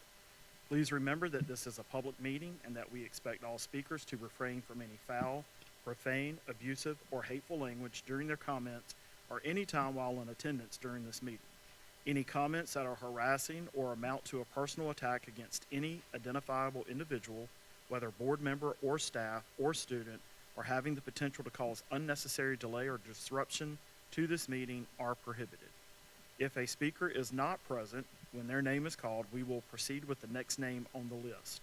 An individual who has not signed up to speak may not substitute for that time slot. Individuals will have 4 minutes to address the board. An alarm will sound when an individual has 30 seconds remaining, and a second alarm will sound when the allotted 4 minutes have expired. When the second alarm sounds, please discontinue speaking and allow the next person in line to come to the podium. Should you be unable to finish your comments, please send or give them to Ms. Johnson. And let me address that. Ms. Johnson sits here at this front table to my right, and she will give them to board members. Please do not adjust the microphone at the podium as it has been positioned for optimum audio quality. Isaiah Knight. Okay. Ashley Carnes.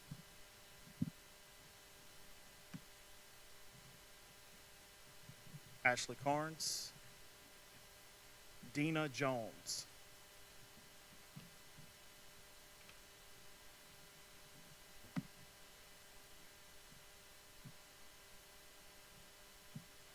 Good evening.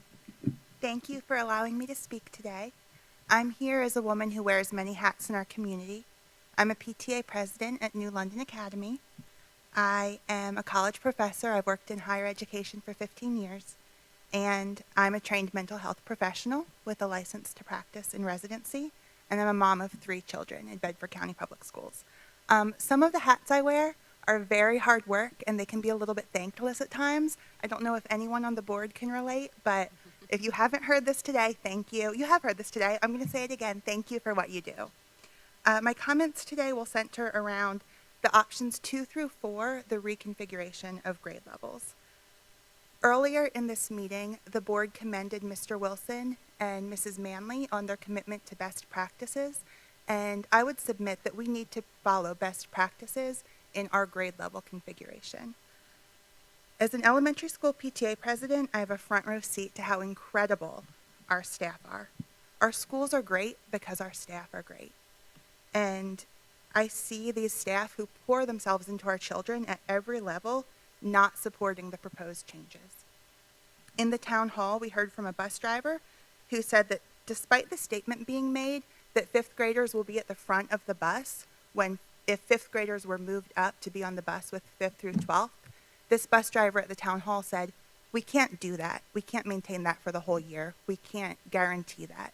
I think we need to listen to him.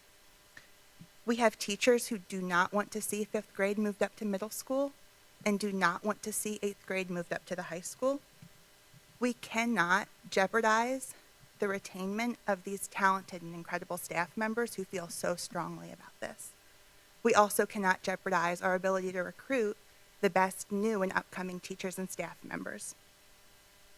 As a college professor, I have to look at the research. So when I first heard, do you want 5th grade to go to middle school? Do you want 8th grade to go to the high school? My gut instinct, as well as many here, was no, absolutely not, I don't want that. But I required myself to pause and look into the research. What's really frustrating is that the research doesn't talk a lot about 5th grade moving up to middle school. The research talks about should kids go to middle school in 6th grade or 7th grade or 8th grade, because research really shows that the longer they stay in elementary school, the best for them. So it's a data point in itself that the research is debating between do they move up in 6th grade or 7th grade. No one's talking as much about 5th grade because that's not best practice. A 5-year study was completed in Texas comparing 5th graders in a K-5 setting to 5th graders in a middle school setting. 1,356 schools were part of this study. The results of the 5-year study were that students in K-5 settings in 5th grade did significantly better in both math and English than their counterparts who in 5th grade were in a middle school setting. Research demonstrates that family involvement remains stronger when children are in elementary school longer. We saw earlier today how crucial family involvement is in our schools. Research also supports that one of the primary protective factors against mental health challenges through the transition to middle school are the students' connections to school and understanding of their role within the school. Having students move up and telling them, you're still an elementary school student, you're separated, but you're in this school, is not good for their engagement, commitment, and understanding of where they fit in the school community. When I watched the February 22nd work session, it was addressed that moving 5th graders to the middle school will allow for more availability of reading specialists through K through 4. And it's because those reading specialists will be taken away from the students that would be in 5th grade. Ms. Jones. I would urge you to consider best practices in school grade configuration when looking at these decisions. Thank you. Thank you. Emily Sitzler. Good evening. My name is Emily Rose Sitzler. I'm in Voting District 6. I am an attorney in the town of Bedford. I am also a proud graduate of Liberty High School. I am also an individual who attended Bedford County Public Schools for most of my K through 12 academic career. I have 2 children, one who is technically my niece but came to live with me when she was 8 years old. She is now 21, and she is also a proud graduate of Liberty High School, and after graduation became a Navy corpsman. My second child is 14 years old and is an 8th grader at Liberty Middle School. I am asking the members of the school board to vote no to all 4 of the proposed efficiency options. I am asking that the members vote against all of the 4 efficiency options for 2 reasons. First, these options are a Band-Aid. They're a Band-Aid to a large wound that is hemorrhaging. The proposed options are not a long-term solution to what is going on in Bedford County Public Schools. They do not ensure that Bedford County Public Schools will operate efficiently and effectively to provide an exceptional education to all of Bedford County students. These options also do not address the continued growth and overcrowding in the Forest School Zone. They fail to address the educational and economic disparities that exist between the Forest School Zones and the Liberty and Stanton River School Zones. They do not ensure that children who are in the Liberty and Stanton River School Zones they do not prevent the children from the Liberty and Stanton River School Zones from falling farther and farther behind. The nonprofit organization GreatSchools.org consistently ranks schools in the Forest Zone against other schools in the Commonwealth of Virginia as average or above average compared to all the other Virginia schools. In the meantime, the schools in the Liberty Zone and the Stanton River Zone, according to GreatSchools.org, tend to consistently rate below average compared to other schools in the Commonwealth of Virginia. Sadly, Stewartsville Elementary is ranked amongst the highest of Bedford County's elementary schools with a 7 out of 10 rating. I would ask the board to consider not closing Stewartsville Elementary. Our children, our communities, and our county deserve better, which brings me to the second reason the school board should vote no to all 4 options. These options are not in our children's best interests. If placing 5th graders in middle school were developmentally healthy or appropriate, then the school board itself would not be suggesting that those 5th graders be in a separate wing, that they shouldn't be intermingled with middle schoolers, because it's not appropriate. If it were okay or developmentally safe and appropriate to place 8th graders with seniors in high school, then the option should not separate the 8th graders from the rest of the high school. The plan to have our school bus drivers, who are already overworked and short-staffed, safeguard our 5th graders and ensure that they are not exposed to things that they should not be exposed to in an age of smartphones, Snapchat, cyberbullying, and drug-filled gummies, is beyond credible. It is simply not feasible. On February 22nd, I believe the chair, Marcus Hill, stated that at the beginning of the work session that if the school board, or if these options were not in the best interest of our children, they would not be put into effect. These options are not in our children's best interests. I ask our school board on behalf of Bedford County's children to table this conversation until we have more information and we as a county have an opportunity to develop a plan that ensures all children, in Bedford County receive not just an average education, but a fantastic education. Thank you for your time, your consideration, and your service to the children of Bedford County. Lauren Schellenberger.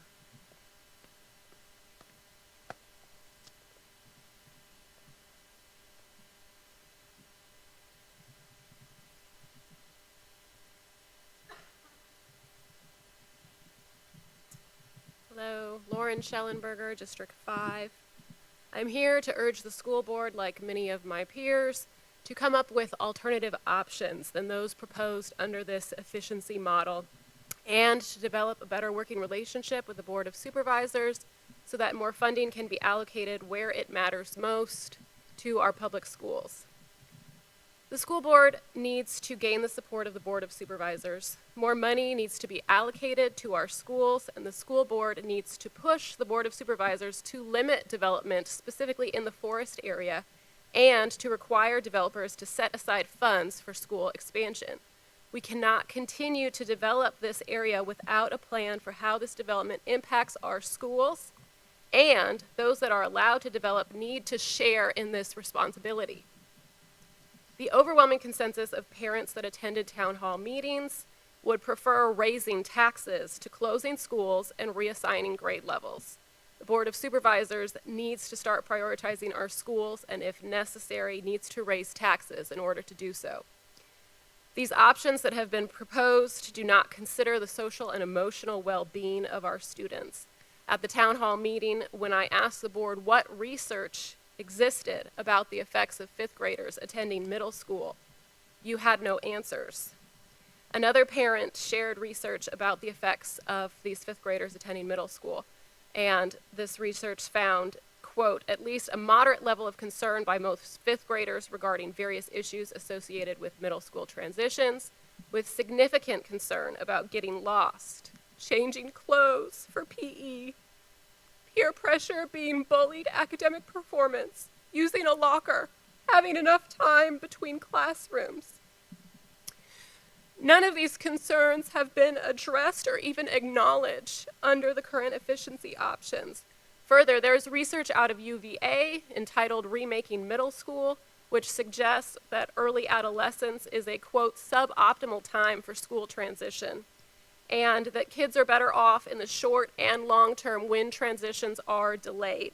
If anything, this research out of UVA advocates for a K-8 school, foregoing the separate middle school location altogether, by arguing that research consistently demonstrates, quote, students experience declines in engagement and achievement in school-to-school transitions from the elementary to middle grades as compared to students transitioning to middle grades within the same school, such as in a K-8 configuration. Specifically in the forest area, the grade level changes proposed do not solve the problems with capacity issues. It just kicks them further down the road. Instead, let's come up with a solution that will actually address this problem instead of just delaying the inevitable.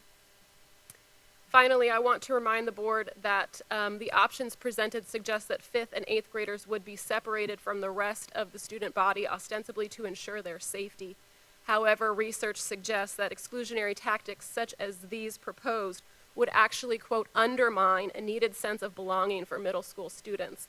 This is evident in the research and has been demonstrated by the middle school teachers that spoke up in the town hall meeting. Please also keep in mind that this year's 4th graders had their kindergarten year interrupted by COVID. These 7th graders were displaced from their elementary schools, and now you want to shove them out for the sake of efficiency. These are children, not machines. There is nothing efficient about their development, and we shouldn't force that expectation upon them. Whatever decision is made, I urge the school board to consider not just how we should manage the numbers of students, but the individual needs of these students as well. Thank you. Henry Cantrell.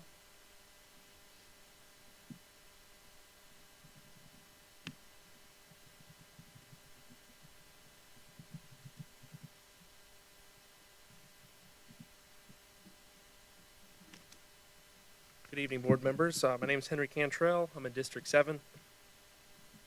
And I wanted to speak on some of the efficiency options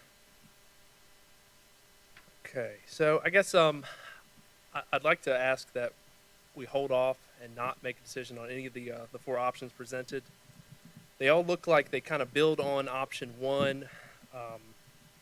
Definitely seems like there's an issue at Stewartsville that needs to be addressed. And it sounds like there was some of that discussion before. I haven't been able to make it into any of the town hall meetings. And, you know, it'd be really good to work with the Board of Supervisors to try to find more budget funding. And I know there was some, I listened to the town council meeting where kind of elaborated on some of the issues that's being faced by the school board, and trying to not raise taxes and look for options that, you know, don't cost additional money, and that may be an option, but it would be good to see more details on the budget and how you plan to use money to fix the school. So, and I'm part of the PTA at the Bedford Primary School, and you know, we have an active PTA, and that's something we really want to continue to see, that the active growth there. And just listen to some of the things that were mentioned at the town council meeting, where moving kids from the primary school to kind of not use that in that capacity anymore to the elementary school, and that's going to create a kind of an overcrowding issue. With the option to maybe go back to that if there's more growth, doesn't seem like a great long-term solution. There's not like a lot of long-term thought in that. Also, we were hoping to see that school be improved and actually get a gymnasium. Maybe that sounds like that's no longer an option, which that's disappointing. That school's been very helpful to the community. You know, it's good for the kids to kind of get the smaller classroom sizes, and to kind of prepare them as they move forward to the next step in the larger school. Did sound like there's a big emphasis on the pre-K programs throughout the county. The preschools are very useful. And with Stewartsville moving the kids out of Stewartsville to close it into the other schools makes sense. I can kind of understand that. But to then broadcast the changes and trying to rezone across the entire county doesn't really seem necessary when it's really specifically focused on this school. And on the other side of the county, you have an issue with a lot of like overcrowding in the school, I guess, in the Forest area. That would also benefit from rezoning. So we can't just focus on just the Stewartsville. If you're going to rezone part of that, maybe rezone everybody, find a solution that pulls kids, which I know it's not going to be popular in that area, but potentially send Otter River children to, you know, the Liberty Zone. There probably are some options here that haven't been explored. It was mentioned at the town council meeting that rezoning was discussed a couple years ago, but this is a different board at that time, so potentially that should be another option to take another look at it. But would just like to ask that you would hold off on these, maybe look at some different options, and sit down with the Board of Supervisors to possibly expand the budget. That's all I have. Thank you for your time. I appreciate it. Amanda Ergenbright.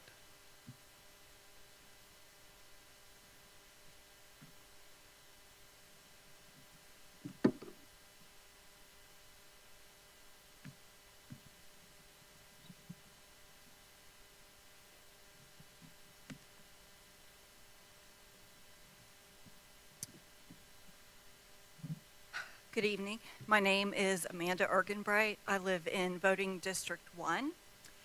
I have been a teacher at Stewartsville since 2004.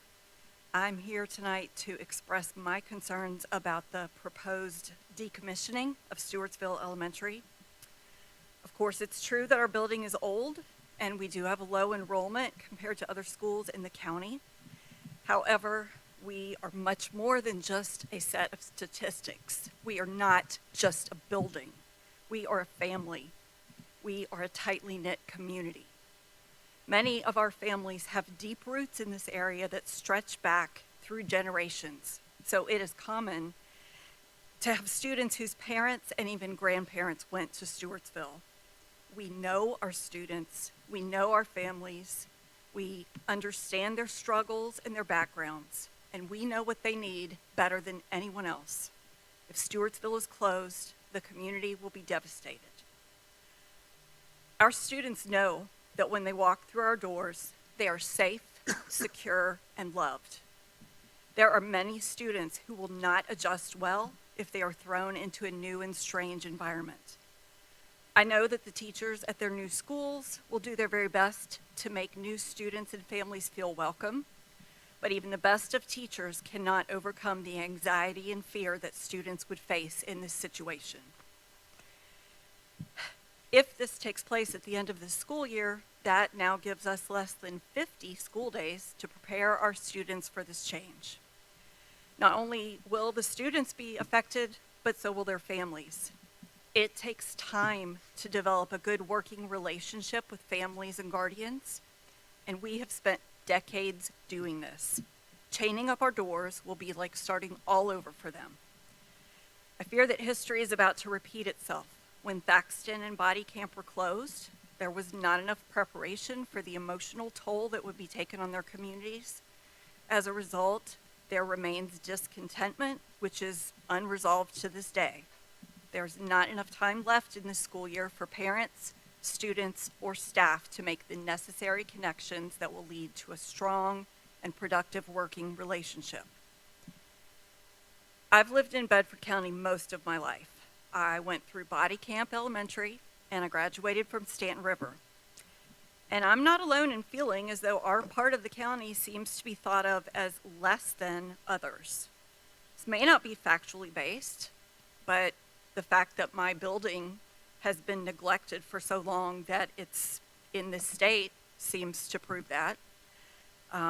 Also, the fact that of all 4 options presented, all 4 of them affect my zone.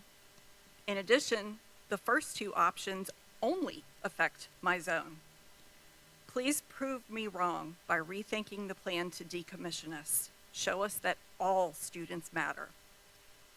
Finally, I want to make it clear that I am not here tonight because I'm worried about having a job if you close my school. I am here because closing Stewartsville will be detrimental to our students and to our community. Thank you for your time. Laura Sanders.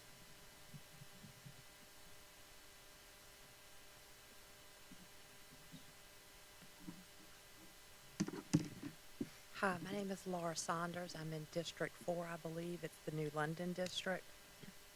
I'm otherwise known as Emma's mom. That's my new title, and I wear it proudly. First off, I want to thank y'all. Y'all make hard decisions every day, and I don't know that people realize what goes into the decisions you make. When we had COVID, get the schools back open, bump grades. Great idea. Get them back in a school. I would hear the governor say, we got to get public schools back open. I'm thinking, does he know where Bedford County's located?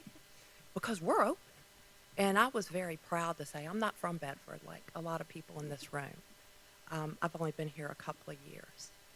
But I could sit here and read a whole bunch of notes, and it's going to be the same thing you've heard before. The concern is they're not emotionally ready. Emma's not ready to go to the middle school. It's a title. It's a rite of passage. You're looked at differently. We'll go home in Halifax County.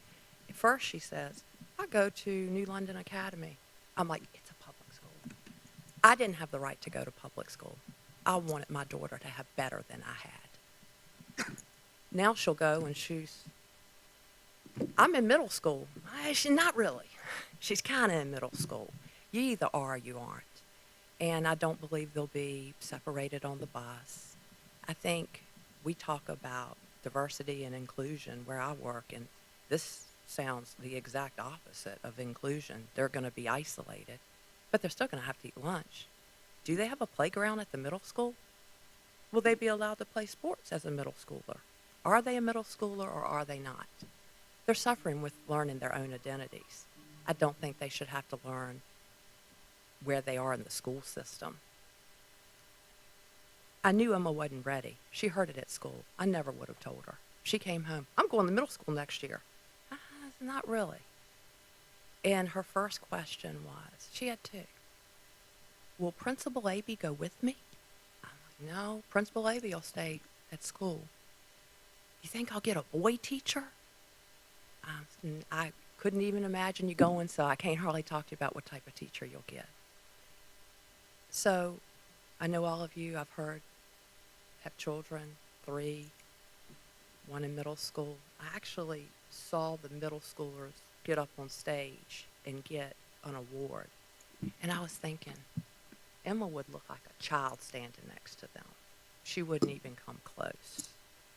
But with that, I want to thank you for your time and thank you for hearing me out. Dale Wheeler.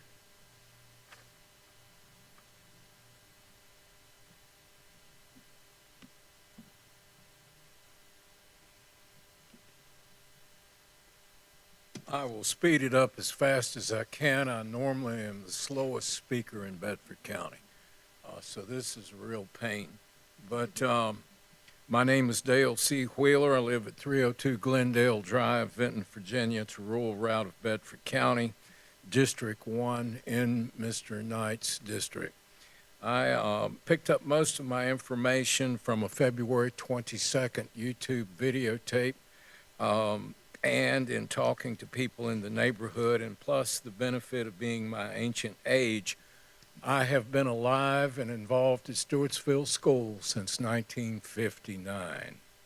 That only leaves 25 years before me for the entirety of the Bedford County public education system. My great uncle was the first school board member in this county. Now, the meeting the other night, I hate to bring it up, but constantly 112 years old.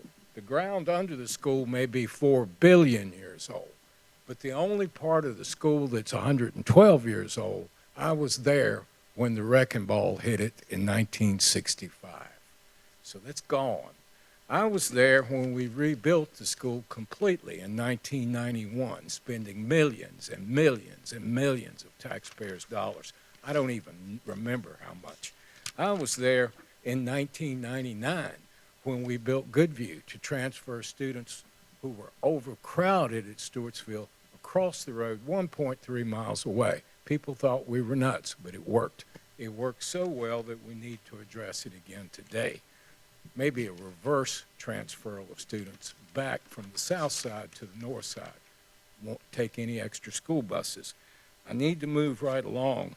I'm asking you tonight to vote against all 4 options, period. And here's why. Your job is to advance the cause of public education. Because of Body Camp and Thaxton and my past experiences, I have never witnessed an advancement of public education by subtraction. It takes addition. We're walking into the same trap once again. Theodore Roosevelt once said, and for those that need reminders, he was president of the United States, that criticism without a solution is merely whining. No one will ever accuse me of whining. Here's what I'm going to suggest. You first of all vote no to all 4 options, period. That is because the first option only includes Stewartsville being closed, and that becomes a fabulous waste of all the invested money that I personally signed the banknotes for to borrow. That is crazy. That's the problem I have with Dr. Shook. Let's close it. If we need 800,000, let's close something. Well, the other night, this gentleman said, how many more can we close? Pick a list. Well, you only could come up with 4. That gets you 3.2 million. It's not going to cover the hole that's coming. So here's my suggestion. You do not do any of the 4 options. Then you don't have to walk across that hot wood stove of transferring 5th graders to middle school and high school 8th graders. You don't do that. You vote no. And then what we do is we revisit the real white elephant in the room that was ignored a year or so ago. We need to talk about a transfer of students from JF to Liberty where it's being underutilized. That way, you don't have to approach the board and ask for an $80 million elementary school. You'll be utilizing space in the center district, and the supervisors will be much more amiable to you. I have 21 years' experience on that board. I've polled them, and you have no support for a new school. Period. It takes 4. You don't Thank you, have Mr. it. Wheeler. So let's get real. Let's sit down and talk. Thank you. I'll see you at the next meeting when we have finally an informational meeting. Thank you a whole lot. Thank you. Kristen Burke. Hello again. So my name's Kristen Burke and I'm in District 7. When the options were released to the public, I admit that I was frustrated. However, Mr. Tucker helped me realize the impossible job that you have before you. So as a data analyst, I understand that numbers are numbers, and impassioned pleas founded in sentimentality or feelings will not make up for that shortfall. At the end of the day, we are nearing a financial cliff with hard decisions to make, and so I don't envy your job in this. I do, however, want to address some concerns about the plans presented. I'm concerned about the loss of preschool classes in a low-income area with a daycare shortage and skyrocketing childcare costs. While this option affects the least amount of county residents, I don't want to sacrifice another child's education for the comfort of my own. This is the very last thing we should do if the goal is to improve student outcomes within Bedford County. I'm concerned about addressing the issue of overcrowding at 3 schools by implementing options that result in overcrowding 5 schools. In option 4, all 3 high schools will be at or above 90% capacity. I'm concerned that the Bedford and Goodview areas will see even less growth once the Board of Supervisors can use their 94 and 96% capacity as a reason to deny new development requests, further compounding the growth contained only to Forest and forcing us back here in a couple years to do this again.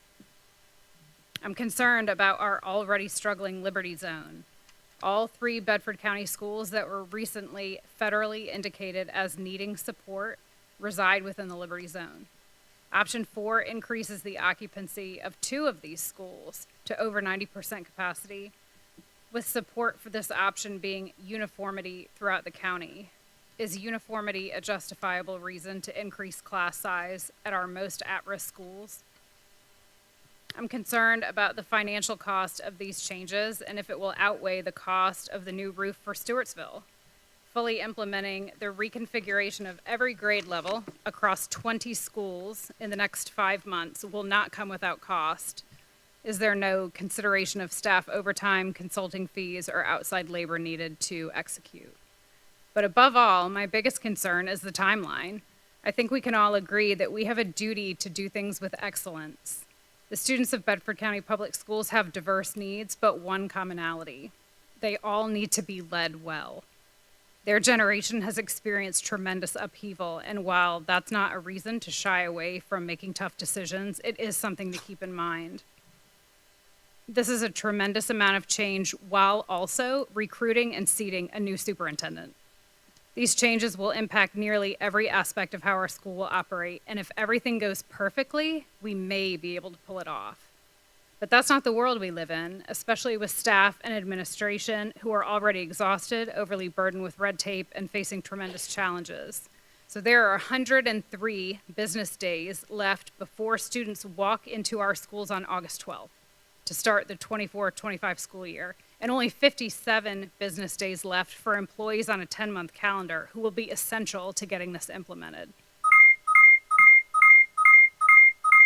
So in closing, I ask the board to postpone the implementation of any of the options at the very least until the 25-26 school year to ensure that whatever option is chosen, we do it right. Thank you for your consideration. Okay, we still have time for additional speakers for public hearing, academic and efficiency options. Is there anyone who would like to speak? Seeing none, I will close out the public hearing time. What's that? A brief recess, 5 minutes? Okay. We will call a 5-minute recess.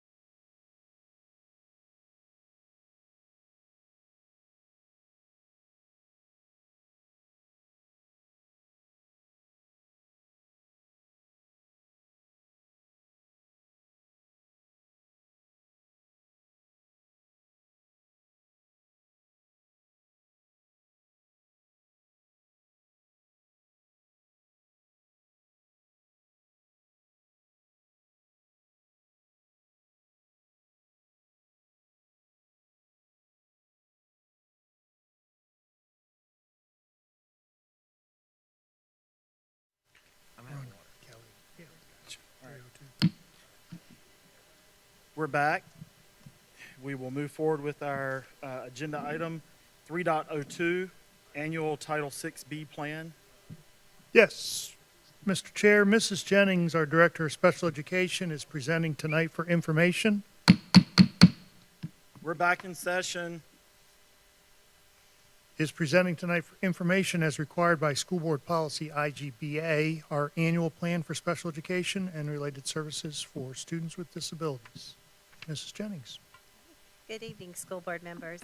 As Dr. Birkin said, all local education agencies, which include local school divisions and state-operated programs, are required to establish their eligibility to receive funding under the Individuals with Disabilities Education Improvement Act and its federal implementing regulations. It requires that each LEA, in providing for the education of children with disabilities within its jurisdiction, has in effect policies, procedures, and programs that are consistent with the Virginia Department of Education policies and procedures. This annual plan, or Part B flow-through application, is a component of the VDO's overall responsibility to ensure each LEA's compliance with the implementation of the requirements of IDEA and its federal implementing regulations. So in saying that, I want you to know I presented it for your information tonight. It will also be presented at our Special Education Advisory Committee meeting on March 19th for them to review as well and go through the parts of the application. Do you have any questions? Any questions for Ms. Jennings? Are we requesting an increase in funding? So with the grant, we put forth our data, like our child count, what we have, and it's decided through VDOE of how much they provide for us in that grant. Is it just decided by child count or individual IEPs?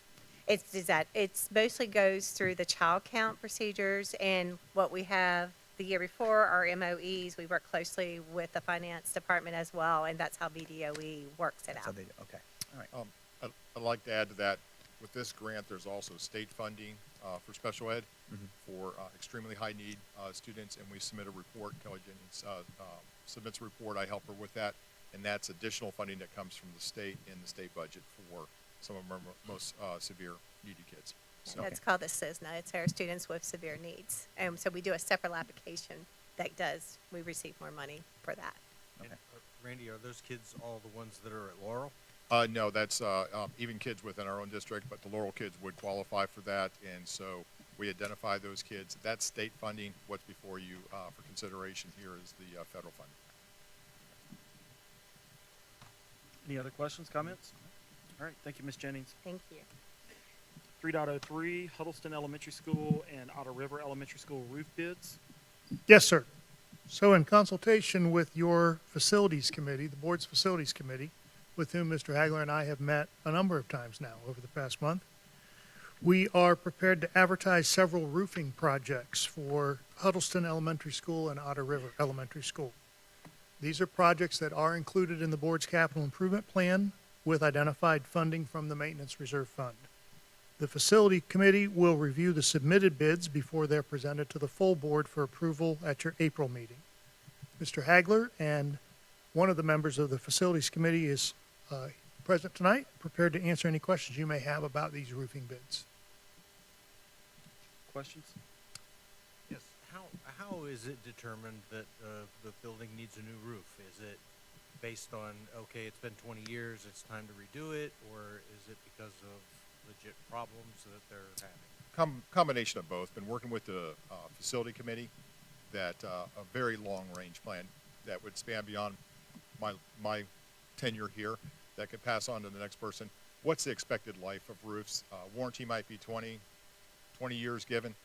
You know, we're looking at, we'll probably get 30 out of it. But we're looking and seeing how many problems we have at it. Just because it's up on warranty or up on age, it's identified to kind of be on the watch, but then we're seeing how many problems we have with it. So we had a study done on all of our elementary schools and facilities and really looked at all of our roofs and identified which ones needed to be addressed sooner rather than later. The facility, I think Mr. Holbrook actually has been up on some of these roofs and looked at them. You know, at Huddleston, there's a metal roof. So he's been up there looking at it with our facility and maintenance staff.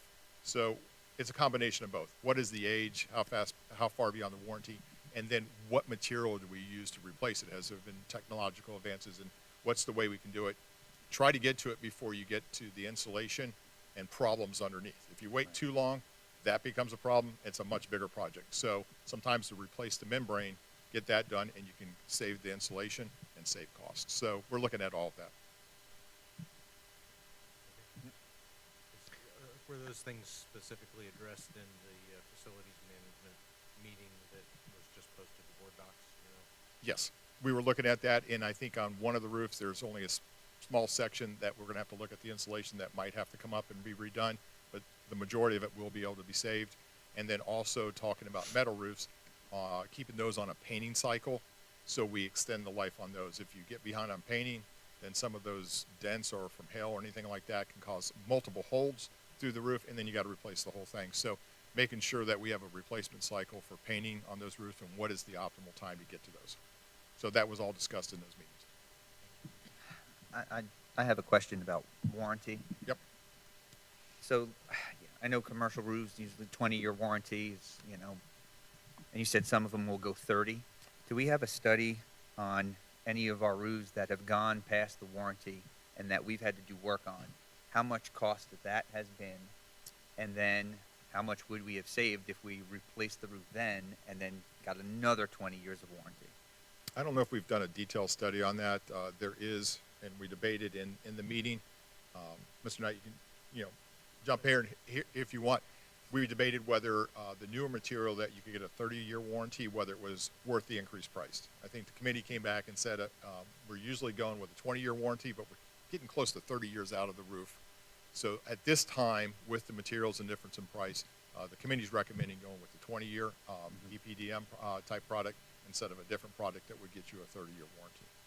Yeah, I'm okay with that. I'm just saying the difference, if we're getting 30 and we're getting warranty for 20, that 10-year difference, the cost to maintain, how much is that? And would, if we invested earlier, would we save that money?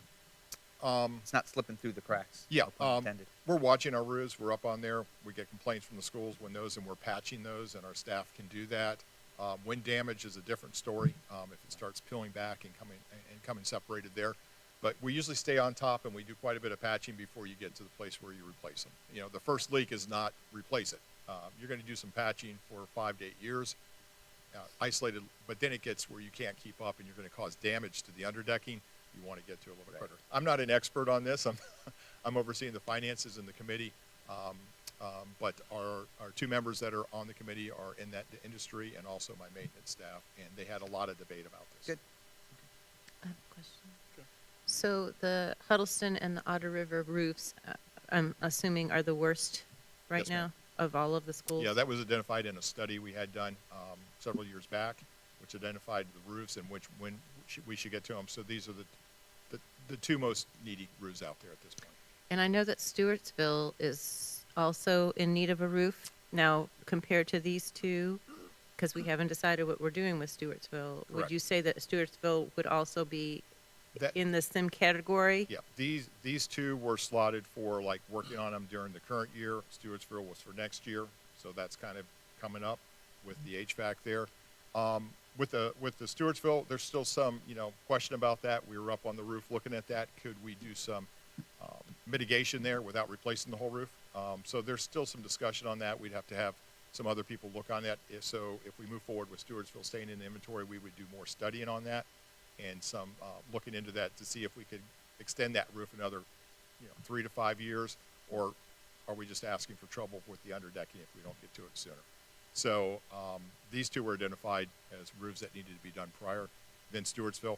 And if you look at out in the out years, we have other schools' roofs. So you've got to get to so many each year to maintain. We have 20 plus facilities, 20-year warranty on there. You're hoping to get 25 to 30. You're close to doing a roof a year. Maybe not quite every year, but almost. That you've got to get to a roof to maintain and stay on top of that to avoid too much damage to the underdecking. So how soon would you be able to figure out what's going on with the Stewartsville roof? Once the board gives us direction, that will the maintenance department will work with the facility committee to start working on either drawings or what we're going to do with that. So that would be slotted really, we'd be looking at that for probably next summer. if we were going to do it, if we're doing anything with that roof. 2025 or 2024 summer. It would be the summer 25. Yep. I was just going to say, 25. Matt and I were on the roof this week, so we've already started the process of looking at that with the staff. So at Stewartsville, yeah. So, Mr. Hagler, on the bid, help me understand how the bids are going out. Is this different than what we have normally done? with No, roof bids? it's just there's a lot of work with the committee, reviewing, making sure we've covered everything. So procurement law, any project you anticipate to be over $200,000 has to be put out for sealed bid, unless a board justifies to go out for a request for proposal. This is really, there's no really But exclusion for that. So we will put the bid out. Any bidder can bid on it. It will be posted on the Eva State website. Thousands of vendors will get this. We'll also put it out on, the committee recommended putting it out on our social media. So once the board approves this, we will have it on our website. Bid documents are there. Local bidders can bid on this, and social media. So it's sealed bid. We open it at a certain point in time, and lowest bidder wins. Yeah. So I know we can't change it for these two bids, but I would ask the committee to take a look at what we have listed on our CIP projects and the fact that there are dollars attached to that. Yes, sir. I think that skews our bidding process, because if we've got it listed as we're willing to spend $2.5 million, the bids are going to come back very close to $2.5 million. That's a concern for me, where if we were to put it out and say, let us know what you can do for this school, and you have no idea what we're willing to pay, we're getting a better price, in my opinion. And so we need to look at how we're doing that, and I don't know if CIP, if it can be tied to an overall dollar amount versus very specific for each project, but I want to be very cognizant of what we're doing going forward when it comes to dollars. Understood. I would say just in an item you're going to take up a little bit earlier, on the Bedford primary tile for approval. I think we had $160,000 estimated for that, and it came in like 20 or 30,000 less. So these estimates are really from consultants that have looked on it. What is the state pricing? How busy these contractors are have a lot to do with it. Supply chain during COVID had a big, depends on what's going on and how busy they are too. So it can skew back and forth. I understand. I'll talk to the committee about this. If we remove dollar figures on here, we have an overall, but we have an idea what we're going to do. But these are really there for the convenience of the community and the board members. Like, we're going to go out. How's the money going to be spent, and how do we spread it out over multiple years? Understand, yeah, and I'm not trying to hide anything from the community. Yeah. What I would be willing to do is, once we get a bid back, to say, this is what we're spending. Yep. So, Yep. just And wanted to mention. in the tile bid later on tonight for action, it shows what it'll address that. Yep, So, yep. understand. Understood. Okay. All right, any other questions, comments on 3.03? All right, 3.04, policy updates. The IGA committee, or the Intergovernmental Affairs Committee, met on the 27th of February to review proposed revisions to 8 policies. Most of the 8 policies were chosen, board members, simply because they hadn't been looked at in 10 or more years. Just good practice to make sure you're putting your eyes on your policy at least once every 10 years.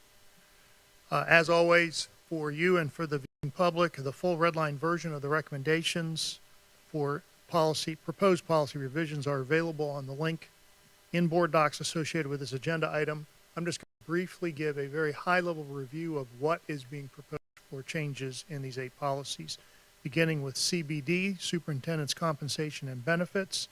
The policy is being updated to include language, as required by law, that the superintendent's contract be available to the public under FOIA. This is not a change in practice. We have had FOIA requests for contracts previously. This just codifies it in our policy. Policy DBA, extracurricular activity additions and deletions.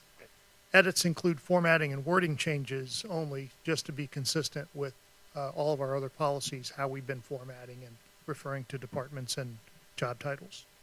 Policy GBE, staff health.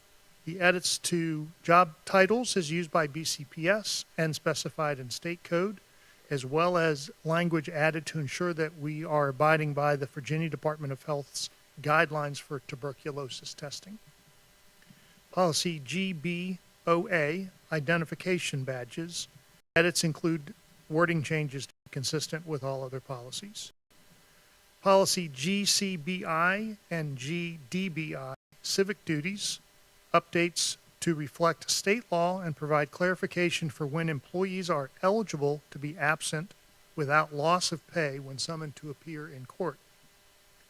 Policy GCPA, reduction in professional staff workforce. Proposed edits include formatting and wording changes to be consistent with all other policies. There are also proposed changes for the reduction in force, or RIF, for instructional administrative personnel to allow the superintendent to consider performance evaluations as well as seniority, and language was added regarding licensing, endorsement, and performance evaluation for teacher transfers under RIF, or reduction in force. IIBD, school libraries and media centers. The entire policy, which has not been revisited or revised since 2002, has been completely rewritten to more plainly specify the unified purpose and services of the library media centers for our teachers and our students. And the eighth and final policy that was reviewed on the 27th of February was policy JCD, school zone transfers.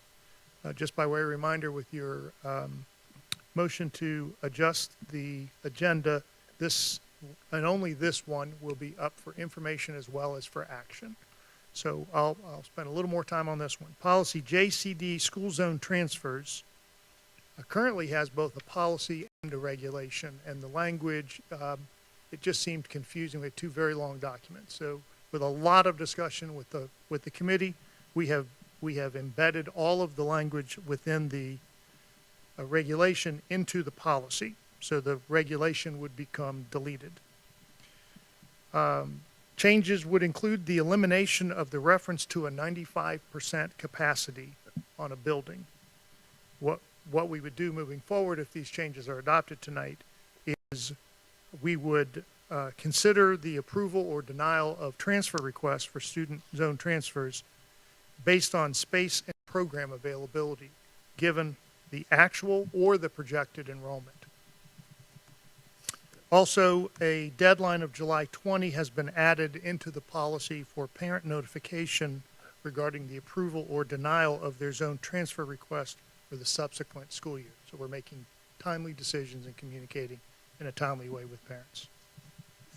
Again, the full red line versions are available to you through the link associated with this policy, and I'll pause there to see if there are any questions about these. The members of the IGA committee are also present to answer questions. Any questions? All right, thank you. Moving on to additional action items, 8.01 fuel bid. So we received fuel bids on the 13th of March, and the administration is requesting that the school board approve the fuel bid that's attached to this agenda item, and Mr. Hagler is available to answer any questions that you may have about the particular fuel bid. Have a motion to approve the fuel bid. So moved. Have a motion by Mr. Daniels. Do I have a second? Second. Second by Mr. Knight. Any discussion? All those in favor signify by saying aye. Aye. Any opposed? Motion passes. Additional action items, 8.02 supplemental appropriations. We have a number of supplemental appropriations and category transfers for the board's approval tonight in regards to the 23-24 budget. These were reviewed in more detail at your last meeting as an information item.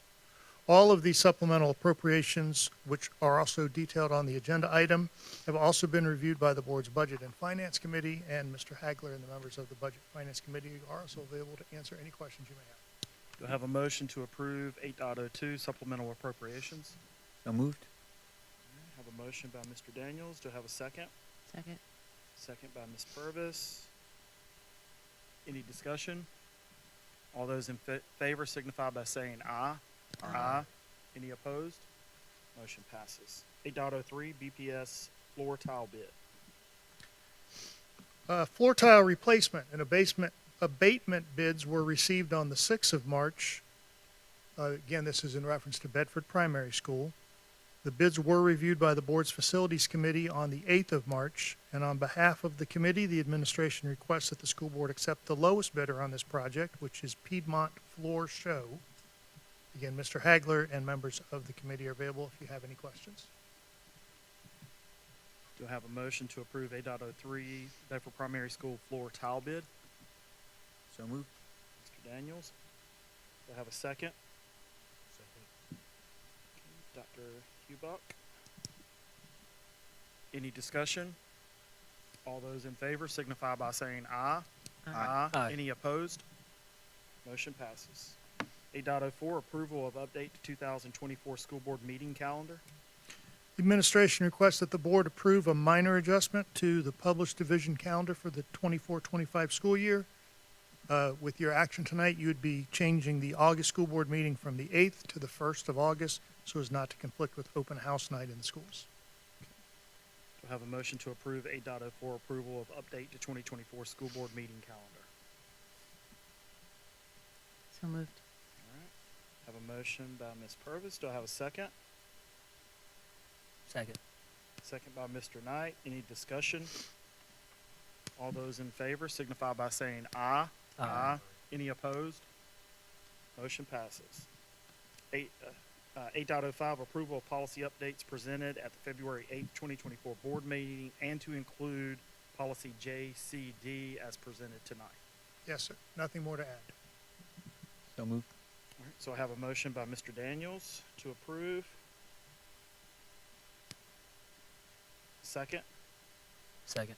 Second by Mr. Knight. Any We're approving discussion? all of those as well as the JCD? Mhm. Is that what you're saying? That is correct. Any other discussion? All right. Those in favor, please signify by saying aye. Aye. Any opposed? Motion passes. Do I have a motion to go into closed session? Mr. Chair, I make a motion that pursuant to Code of Virginia 2.2-3711A129-1 to discuss the assignment, appointment, performance, disciplining, and release of contract for specific school board employees. 29 for the discussion of the award of a public contract involving the expenditure of public funds, including interviews of bidders and offerers and discussion of the terms or scope of such contract, where discussion in an open session would adversely affect the bargaining position or negotiating strategy of the public body. So we have a motion by Mr. Daniels. Do I have a second? Second. Second by Ms. Purvis. Any discussion? All those in favor to go in closed session, please signify by saying aye. Aye. Any opposed? We are now in closed session.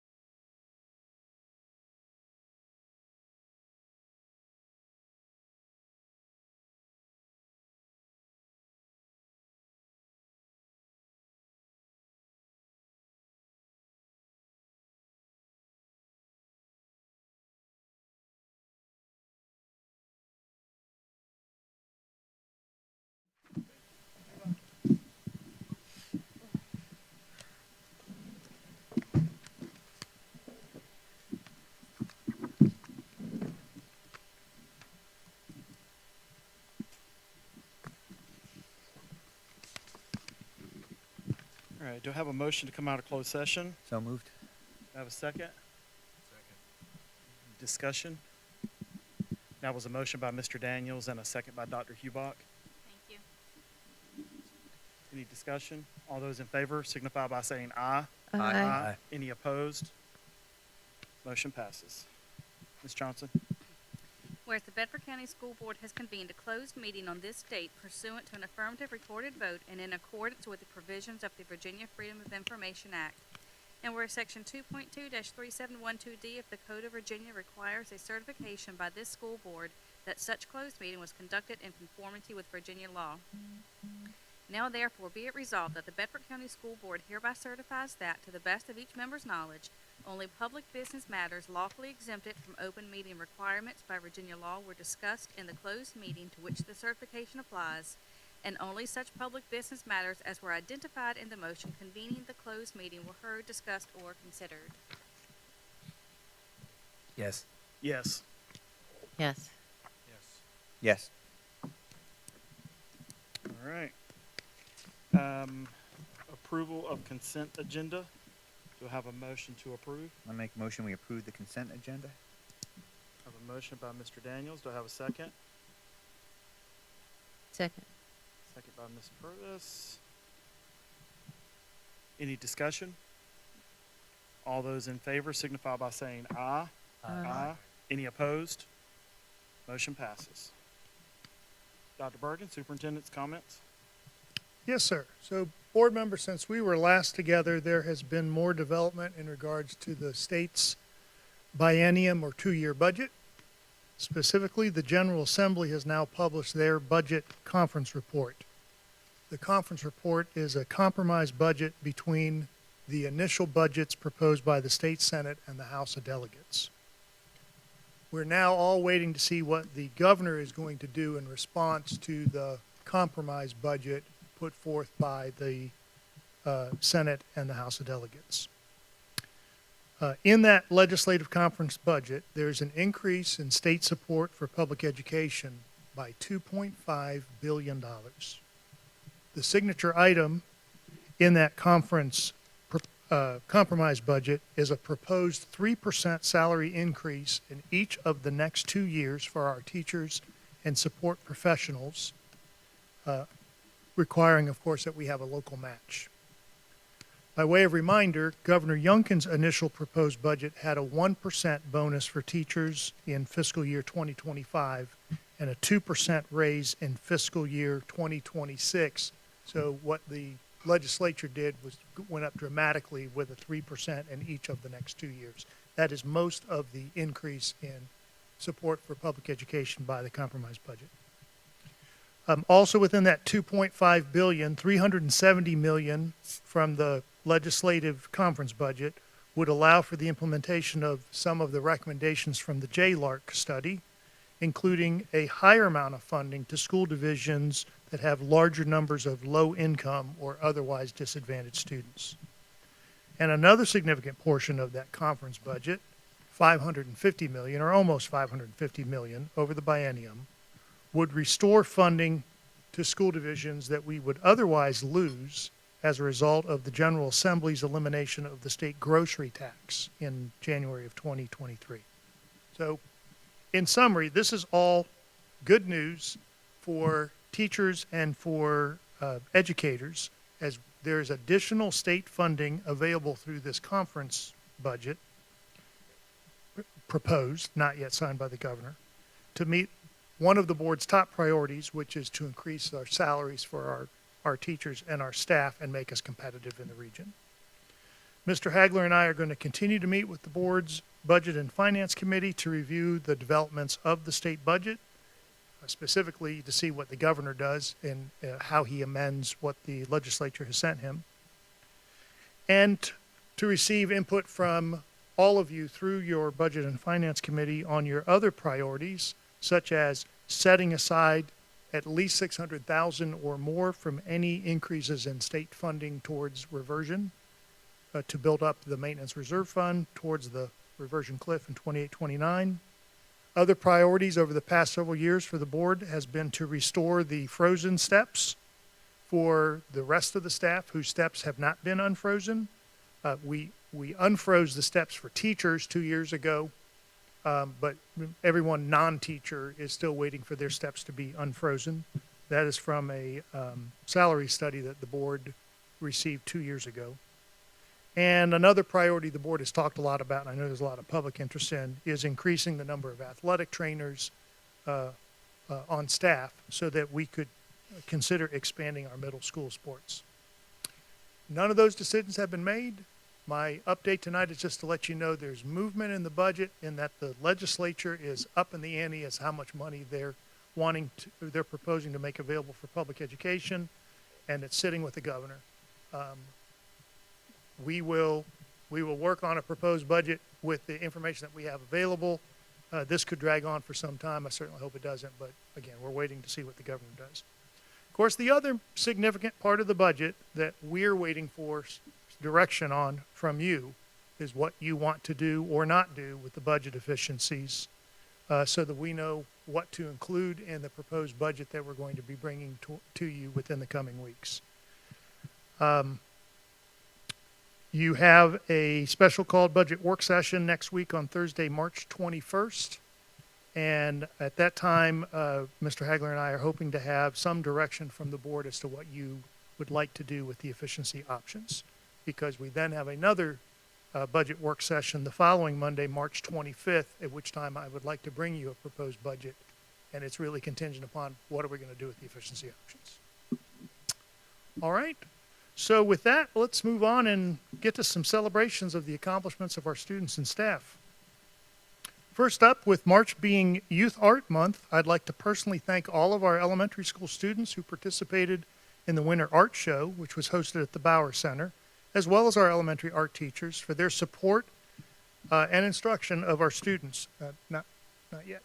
Sorry. It's okay. Oh, no, I'm sorry. You were right. We're there. Look at you. Sorry. Yeah, there they are, our elementary art students. Also, if you haven't spotted this already, there are banners of our students' artwork hanging throughout the town of Bedford. So check them out on your next visit or your next drive through the town. As pictured on the left on this slide, congratulations to Liberty High School's Scholastic Bowl team. They were all abuzz after taking third in the state championships. And pictured on the right are our teachers for tomorrow, who had multiple first, second, and third place showings at the Educators Rising state competition. Their first and second and third placements were for STEM lesson planning, public speaking, children's literature, and leadership. March is also designated as CTE Appreciation Month, and our CTE students have much to celebrate. Pictured here on the left, we had many students compete in the Skills USA District Competition, which was held at Susie G. Gibson in late February, and those students are now qualified to compete in the upcoming state competition this spring. Also pictured on the right, Christian Tuck, Adam Witt, and Roger Lawrence each placed first or second at the Hub Federation Tractor event, which was recently held at Stanton River High School.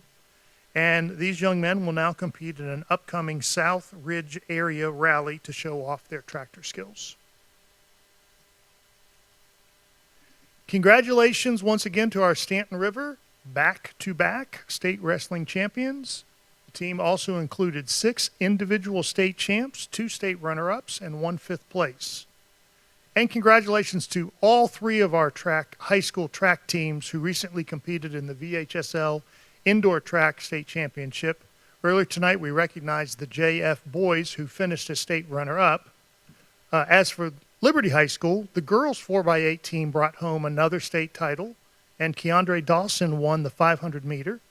And not to be outdone, the Stanton River boys 4x400 meter placed 7th, setting a new school record, along with 3 individual students, Kaylee Maxfield, Alfred Finney, and Jack Weddle, who each finished in the top 7 in their respective competitions. I had the privilege of surprising 2 more of our Bedford's best this past month, including Mrs. Lisa Wilson, assistant principal at Goodview Elementary School, and Mrs. Michaela West at Jefferson Forest, for their dedication to their students and school communities. Thank you to our partners at the Bedford Area Education Foundation for your financial support, And please help us keep these celebrations going by submitting your nominations via the link on our website or social media channels. This past month's Bedford One Tour looked at all things government and included visits to both the county and town offices so that our students could hear directly from our elected officials about their roles and responsibilities. Many thanks to all of those local officials for taking time out of their day to help educate our students about their various public service roles. And speaking of town and community partners, there are several new housing developments I'd like to bring to your attention, including a new townhouse development on Enterprise Drive near 221, and another subdivision of single-family homes off of 460 near New London Academy. Our staff was out and about in the community this past month, including a second bus driver recruitment event, which we held at Stanton River High School. Many thanks to our transportation team for braving the cold and rainy weather that day to sign up several new additional drivers. Also, many thanks to all of those who organized, supported, donated, and volunteered at the annual Hooping for Heroes event held earlier this month at Liberty High School to raise money and awareness for our Special Olympic athletes. During the month of February, our students were celebrating Black History Month, and as pictured on the left, our Liberty High School students produced some wonderful artwork celebrating the ancestry of African Americans. This month, students will be celebrating Women's History Month to learn more about the important contributions of women throughout our nation's history. We've also been celebrating some of the staff who make a difference in the lives of our students every day at school, such as our social workers who assist our students in managing their emotional and situational needs. Thanks also to our nutrition staff for providing hearty and healthy meals each day. And thank you to all of you who helped our students celebrate Dr. Seuss and Read Across America Week. We'd also like to lift up and thank our many school resource officers who were recognized last month on SRO Appreciation Day. As pictured on this slide, they not only help keep our students, staff, and visitors safe every day, but they also serve as positive role models and assist our administrators and teachers in supporting and educating our students in a variety of ways. And lastly here, the 3 things you need to know for this month. Tomorrow, March 15th, Friday, report cards will be going home. So parents, please look for your child's report card and have a conversation with them about the grades that they are earning in school. If you have any questions or concerns about your child's progress, please make an appointment and speak with the children's teachers. Also tomorrow, the Bedford Area Chamber of Commerce will be holding their 11th annual job fair. This will showcase over 30 business partners who have jobs ready and available for anyone looking for work, including our students. You can find more information on the Chamber's website and social media platforms. And lastly, as we head into the final quarter of this school year, I certainly hope everyone will have the opportunity to connect with family and friends and relax over spring break, which will be the first full week in April.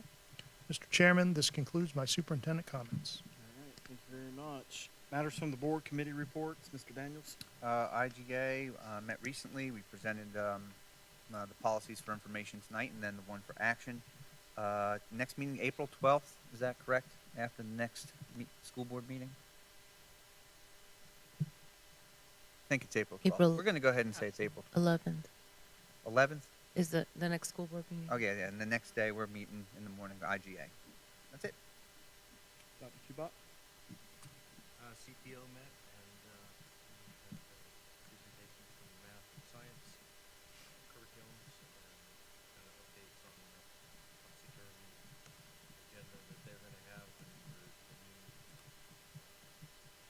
curriculums that we're going to need to look at in the coming future and kind of set some precedents for how we're going to review those, as well as personnel files for hiring administrative positions. We have settled in on, I believe it is the 4th Tuesday of every month. We're taking a reprieve this month because of all the budget hearings. Okay. Also during CPO, we discussed the possibility of the school board having our cards actually open a door to be key cards. And so it's something that I'd like you guys to consider. just so that it's easier for us to get in and out of buildings. So I don't know if we can put that on an agenda for, or have some discussion about that. I also met with the principal at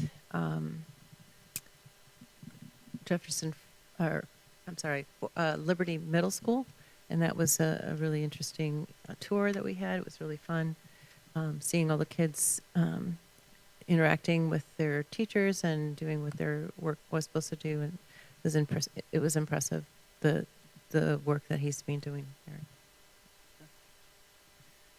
For the Finance Committee, our last meeting was on February 29th. We got an update on the state revenue update, technical adjustment updates. We talked about the bus lease options and an updated reversion projection. Talked about discussion of additions to the budget, possible additions. And then our next meeting is scheduled for March 18th at 9 a.m. Okay, the Facilities Committee met March the 8th. Tonight we've already discussed a couple of the discussion topics that we went over, which include the Huddleston and Otter River roof bids, as well as the Bedford primary tile. Additionally, though, we discussed the Stanton River High School wastewater plant needs some work, but we decided as a group to pump and drain the tanks first in order to get a better look at the system, and then update the scope for bid. So that's in process, and we're thinking that we may have that bid in May. Is that right? The bid docs in May. And then finally, we discussed some adjustments to the 5-year CIP plan, including adding paint for Huddleston, and we agreed to move forward with the lowest quote. Forest Middle baseball field has some erosion problems, and we need to investigate that further. That's in process. I know Mr. Holbrook went out there this week, and I know that Sheldon and others are talking about it. So we also discussed JF's elevator. One of the elevators at JF, it isn't broken, it isn't having issues, but the personnel that did the most recent inspection did say, it's kind of out of date as far as it's not made anymore. So we're gonna have to look at that eventually, but right now it's not broken. We're not gonna try to fix it. So we at least talked about it, and we know that in the future it's gonna come up. A couple more things. We're discussing the windows at Manita Elementary. Need some fixes and some updates. Bedford Elementary LEDs. We're working on bid docs for that, right, Mr. Hackler? And finally, the Boonesboro atrium will be discussed in our next meeting, which is April the 5th. That's it. All right. And we'll start with you for comments and concerns from school board members. No comments or concerns. Okay. Ms. Purvis? One of the comments that was made today was about the cords for graduation. I'd like to look into that a little bit more, if we can. Is there consensus in doing that?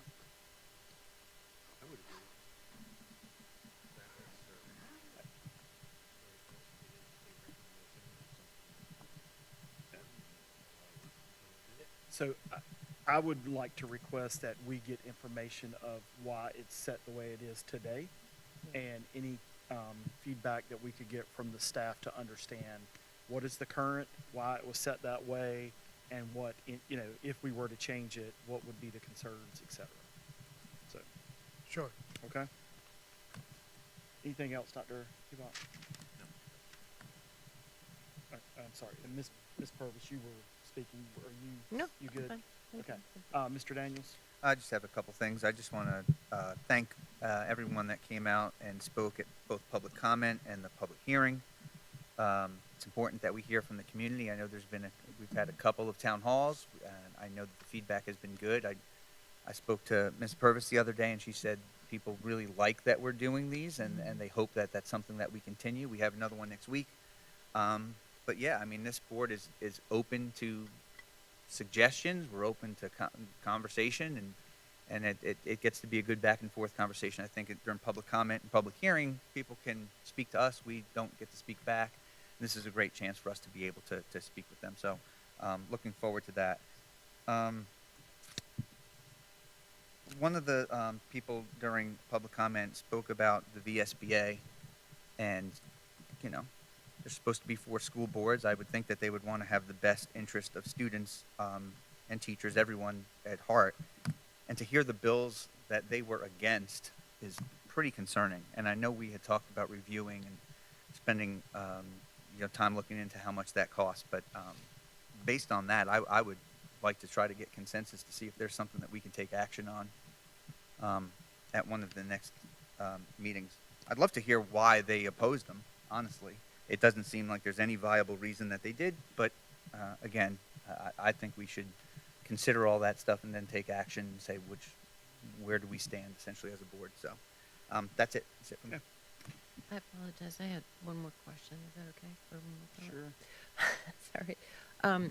I was wondering, I know that a lot of the, like, for example, U of L, University of Lynchburg, and LU, and some of the other colleges, and other private schools in the area have their spring break this week.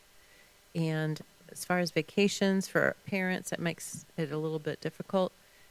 If I can understand why we have the spring break April, I know that's looks like it's corresponding to Easter, but when other areas or other people in this district have their spring break in a different day. Ms. Purvis, that was a board decision, and so when we set the calendar for next year, if that's something you recommend changing, Yes, I'd like it would be a think about vote that. to update that, and you would need a 4-3. So it's a board decision of calendar. So that Okay, was our decision. is it something we can put on the Well, agenda that- for next? That's when the calendar comes up. That's where you'll have your discussion. I and see. make I see. recommendations. Okay. Yep. Thank you. Okay. Any other comments? Okay. All right. For me, just reminders, and I know it's been said several times, but town hall at Stanton River High School on Tuesday night, March 19th. That begins at 4:30 to 8 o'clock. We also have a budget work session scheduled for Thursday, March 21st, and another budget work session scheduled for Monday, March 25th at the Susie G location. Mr. Hagler, you mentioned 3% over the next 2 years is what the budget is slated for in increases. So Dr. Bergen was speaking to that in the okay. budget. It's 3% in each of the bienniums. So 3%, that's what's currently in there for the 25 year and another 3 in the 26. All right. And that's just us certifying that you give on average 3% to the SO. Okay. But, and I want to make sure we remind, and correct me if I'm wrong, a 3% increase, 1.5% is provided by the state. We have to fund the other 1.5%? It's based upon our local composite index and how they fund that right now. Okay. So, and that's only on the SOQ position. So any positions we have above the standards of quality is 100% on us, 3% which we on do have. And then on the SOQ, they pick up probably like 60 right now, 60 to 70% of that is picked up by the state. We pick up to 35. Okay, so I think that's important for us as a board to remember. You know, it's been slated to 3% over the next 2 years, and that's funding that we're going to have to find, even if it's 10% or 15% or whatever. Yes. So there's that local match component that adds that, and it's just not salary. It impacts also anything that is percentage based. That's fringe, FICA and VRS and other things like that. Correct. Just a quick point, maybe as in our finance committee, can we get some rough numbers on what we think that would be? If our cost? We're waiting for the cut. I'll say the calc tools from the state. I hope Right, to right, have right. them. Okay. So I can brief the committee on Monday on that. So I'm waiting for those. And yes, for the board and even in the work session, I'll tell you what the state's providing and what the local match of that is required. Okay. And then, Mr. Hagler, I want to confirm April 1st through the 5th, I'm confirming that new lines will be painted at our Liberty High School location. If not, but it might even be done before then. So they're working on that, but by then we should have that parking lot lined with potential construction at that facility with what we've been discussing on canopies and auditorium. to kind of resurface or repave, we thought, let's reline it, let's wait for that to be done so we don't tear it all up, and then get back to it maybe in 3 or 4 years where we maybe repave or resurface. But new lines will be in place Yes, sir. before April 5th. I think that's already been arranged. Thank you. I just want to confirm. All right, and then the last thing, I just wanted to say thank you to Ms. Coleman's kindergarten class at Bedford Primary School. We got an opportunity to read to them about green eggs and ham and Sam I Am. So we had a good time last Monday morning. So that is all the comments that I have for tonight. Do I have a motion to adjourn? So moved. I have a motion by Mr. Daniels. Do I have a second? Second. Second by Ms. Purvis. Any discussion? All those in favor signify by saying aye. Aye. Any opposed? We are adjourned.